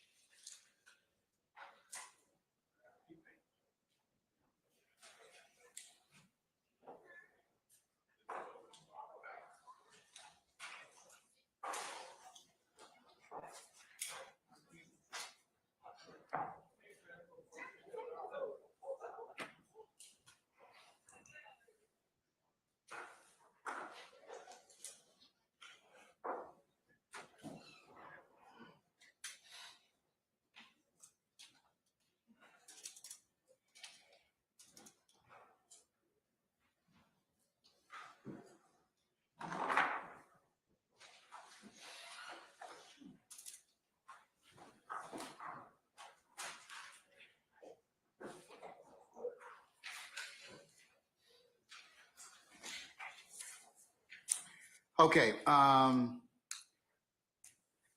the last thing is, councils, just for your planning purposes, we will take up some motions on the 1st and the 2nd of April.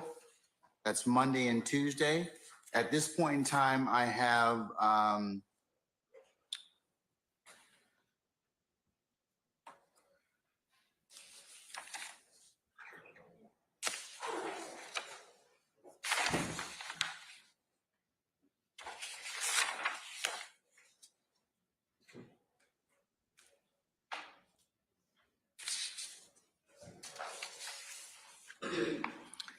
Mr. Williams, motion limine, number 2, motion to strike.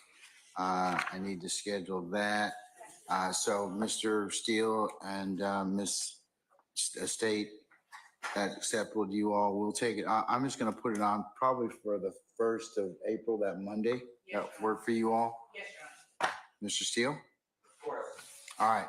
And then also I have DeMontre Kendrick's motion to limit witnesses due to undue delay, waste of time, and or needless presentation, and the supplement that has been filed consistent with that. So, Mr. Weinstein, I assume that Mr. Apt is going to argue that since he filed it? I believe I'm arguing that. Oh, okay. But I'll confirm that with Mr. Ash. All right. Well, between the two of you and Ms. Hingerty, one of the three of you should argue, we plan to argue that motion on the 1st, okay? Yes, Your Honor. All right, okay.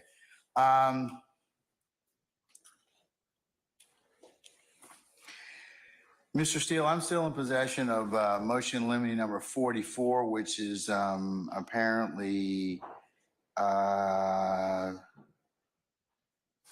did we ever finish that, or do we even consider it? Because it's involving some statements that were allegedly made by your client to Detective Quinn. That was excluded. I'm not looking at the motion right now, but if that's what it is, that was excluded already. It's September the 11th of 2013. Mr. Williams to Detective Quinn while he's working an extra job at Neiman Marcus at Lenox Mall. Okay, we did not hear that one. You are correct. All right. Is that going to come up in this particular examination of detective? I mean, I believe that, will it come up before then? I mean, let's see. I would say yes, but unless the state's not going to use it, I would say yes. All right, then we need to still take it up. So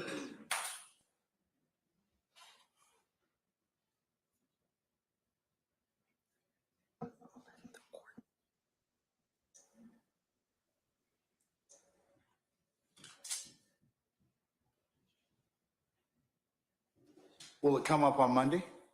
Yes, Your Honor. We believe we will reach it on Monday.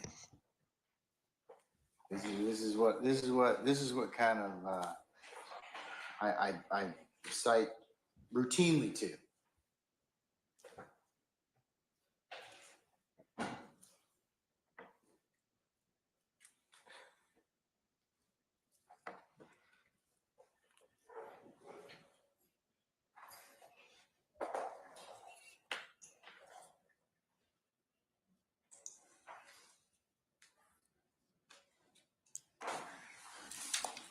Mr. Steele, does it have anything to do with anybody else, or, because I was going to see if I could maybe do it earlier on Monday, since it's going to come up Monday. The way that the court has ruled, I assume it applies to everyone because that's how you've been ruling, but no, it was only Mr. Williams and former Detective Quinn. It is not custodial.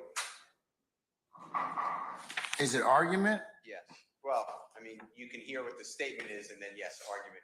It's Detective Quinn approached Mr. Williams, or Mr. Williams and former Detective Quinn met at the store, and there was a conversation. Detective Quinn brought up the incident you're hearing now, and he said something like, "I'm not looking at my notes. I am prepared. I'm not looking at my notes, though." Something to the effect of, if I find your DNA on the firearm, I'm going to arrest you. That may not be a quote. I'm not looking at anything. Something like that. Is there a statement that the state's turned over to you? Yeah, they turned it over recently.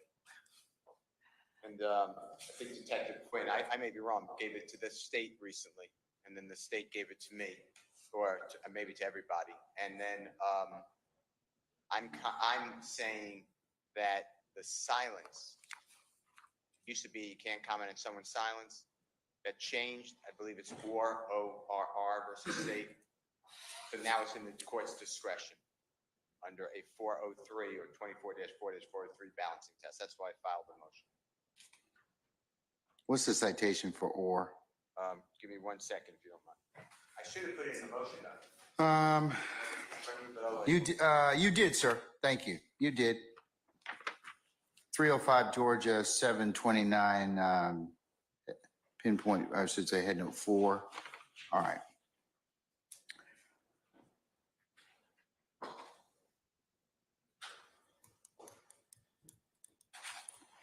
All right, let's take that up at 8:45 on Monday, okay? Thank you, Your Honor.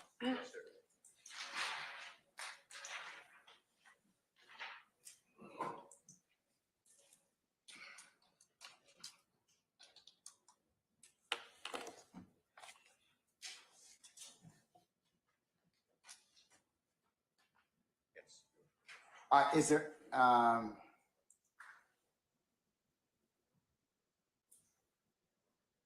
is there any other party who believes they have any other motion that's outstanding at this point in time that can be heard on the 1st or 2nd of April? I'm sorry.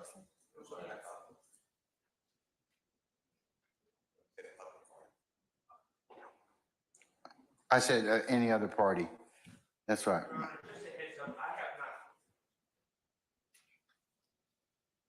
Your Honor, just a heads up, I have not filed this motion yet. I'm working on it, but in light of the recent Supreme Court of Georgia holding in Baker v. State, I am filing some motions in regards to some of the evidence that I believe the state may try to attempt to admit, and but I'm still working on that motion. I'll try to have it done by Monday. All right, you file it. We'll see how it goes at Okay, that point in time. and I understand, Your Honor. I was just trying to give you a heads up. All right. Anybody else? Your Honor, the Baker case that Mr. Sharp just announced, that actually coincides with the supplement motion limit number 2. Yeah, I have it. So it's, I mean, unless he doesn't want to argue it together, it's similar. I'm not saying that I haven't seen his motion, but it's the same case. It's the same case. I think we have different evidence that we are addressing. He'll need to perfect his motion, Mr. Steele, so I'll hear yours, and we'll see where that leads us, okay? But I'll be plan on just hearing on the 1st. All right, Ms. Love, what else? Or Ms. Hilton? Thank you, Your Honor. The state did file a self-serving hearsay motion as it relates to some statements that some of the defendants made to law enforcement. And so we would like to hear that, Your Honor.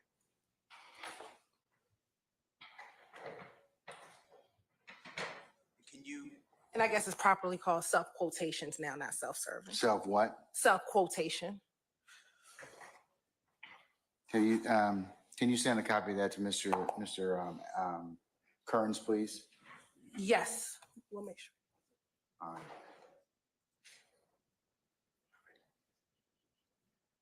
And can I ask, was that particularized in what you're referring to specifically, whose statements and which statements they are? I need to review it again, but we know specifically Marquavius Huey makes a statement as self-serving. Mr. Quarmavius Nichols makes the statement during the arrest of Shamel Drinks. And there may be more, but those are the 2 that's off the top of my head. And Ms. Hilton? Yes, sir. Do you, if you don't know off the top of your head, it's fine, but do you know when that was filed so I can try to find it? I'll pull up my email. Mr. Uhelski filed it, I believe, maybe about 3 to 4 weeks ago, but I'll look at my email and I'll re-forward it to everyone. Okay, thank you. You're welcome. And I would just like notice if there's anything about Mr. Williams, if you don't mind. Yes, sir. Thank you.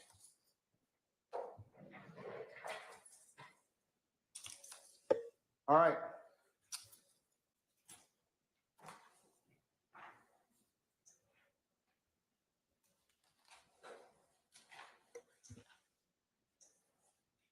Okay, unless there's anything else, folks, then I will see you all on Monday morning, 8:45. Mr. Steele will take up your motion, and then the rest of you, I'll see you at 9:30. Okay.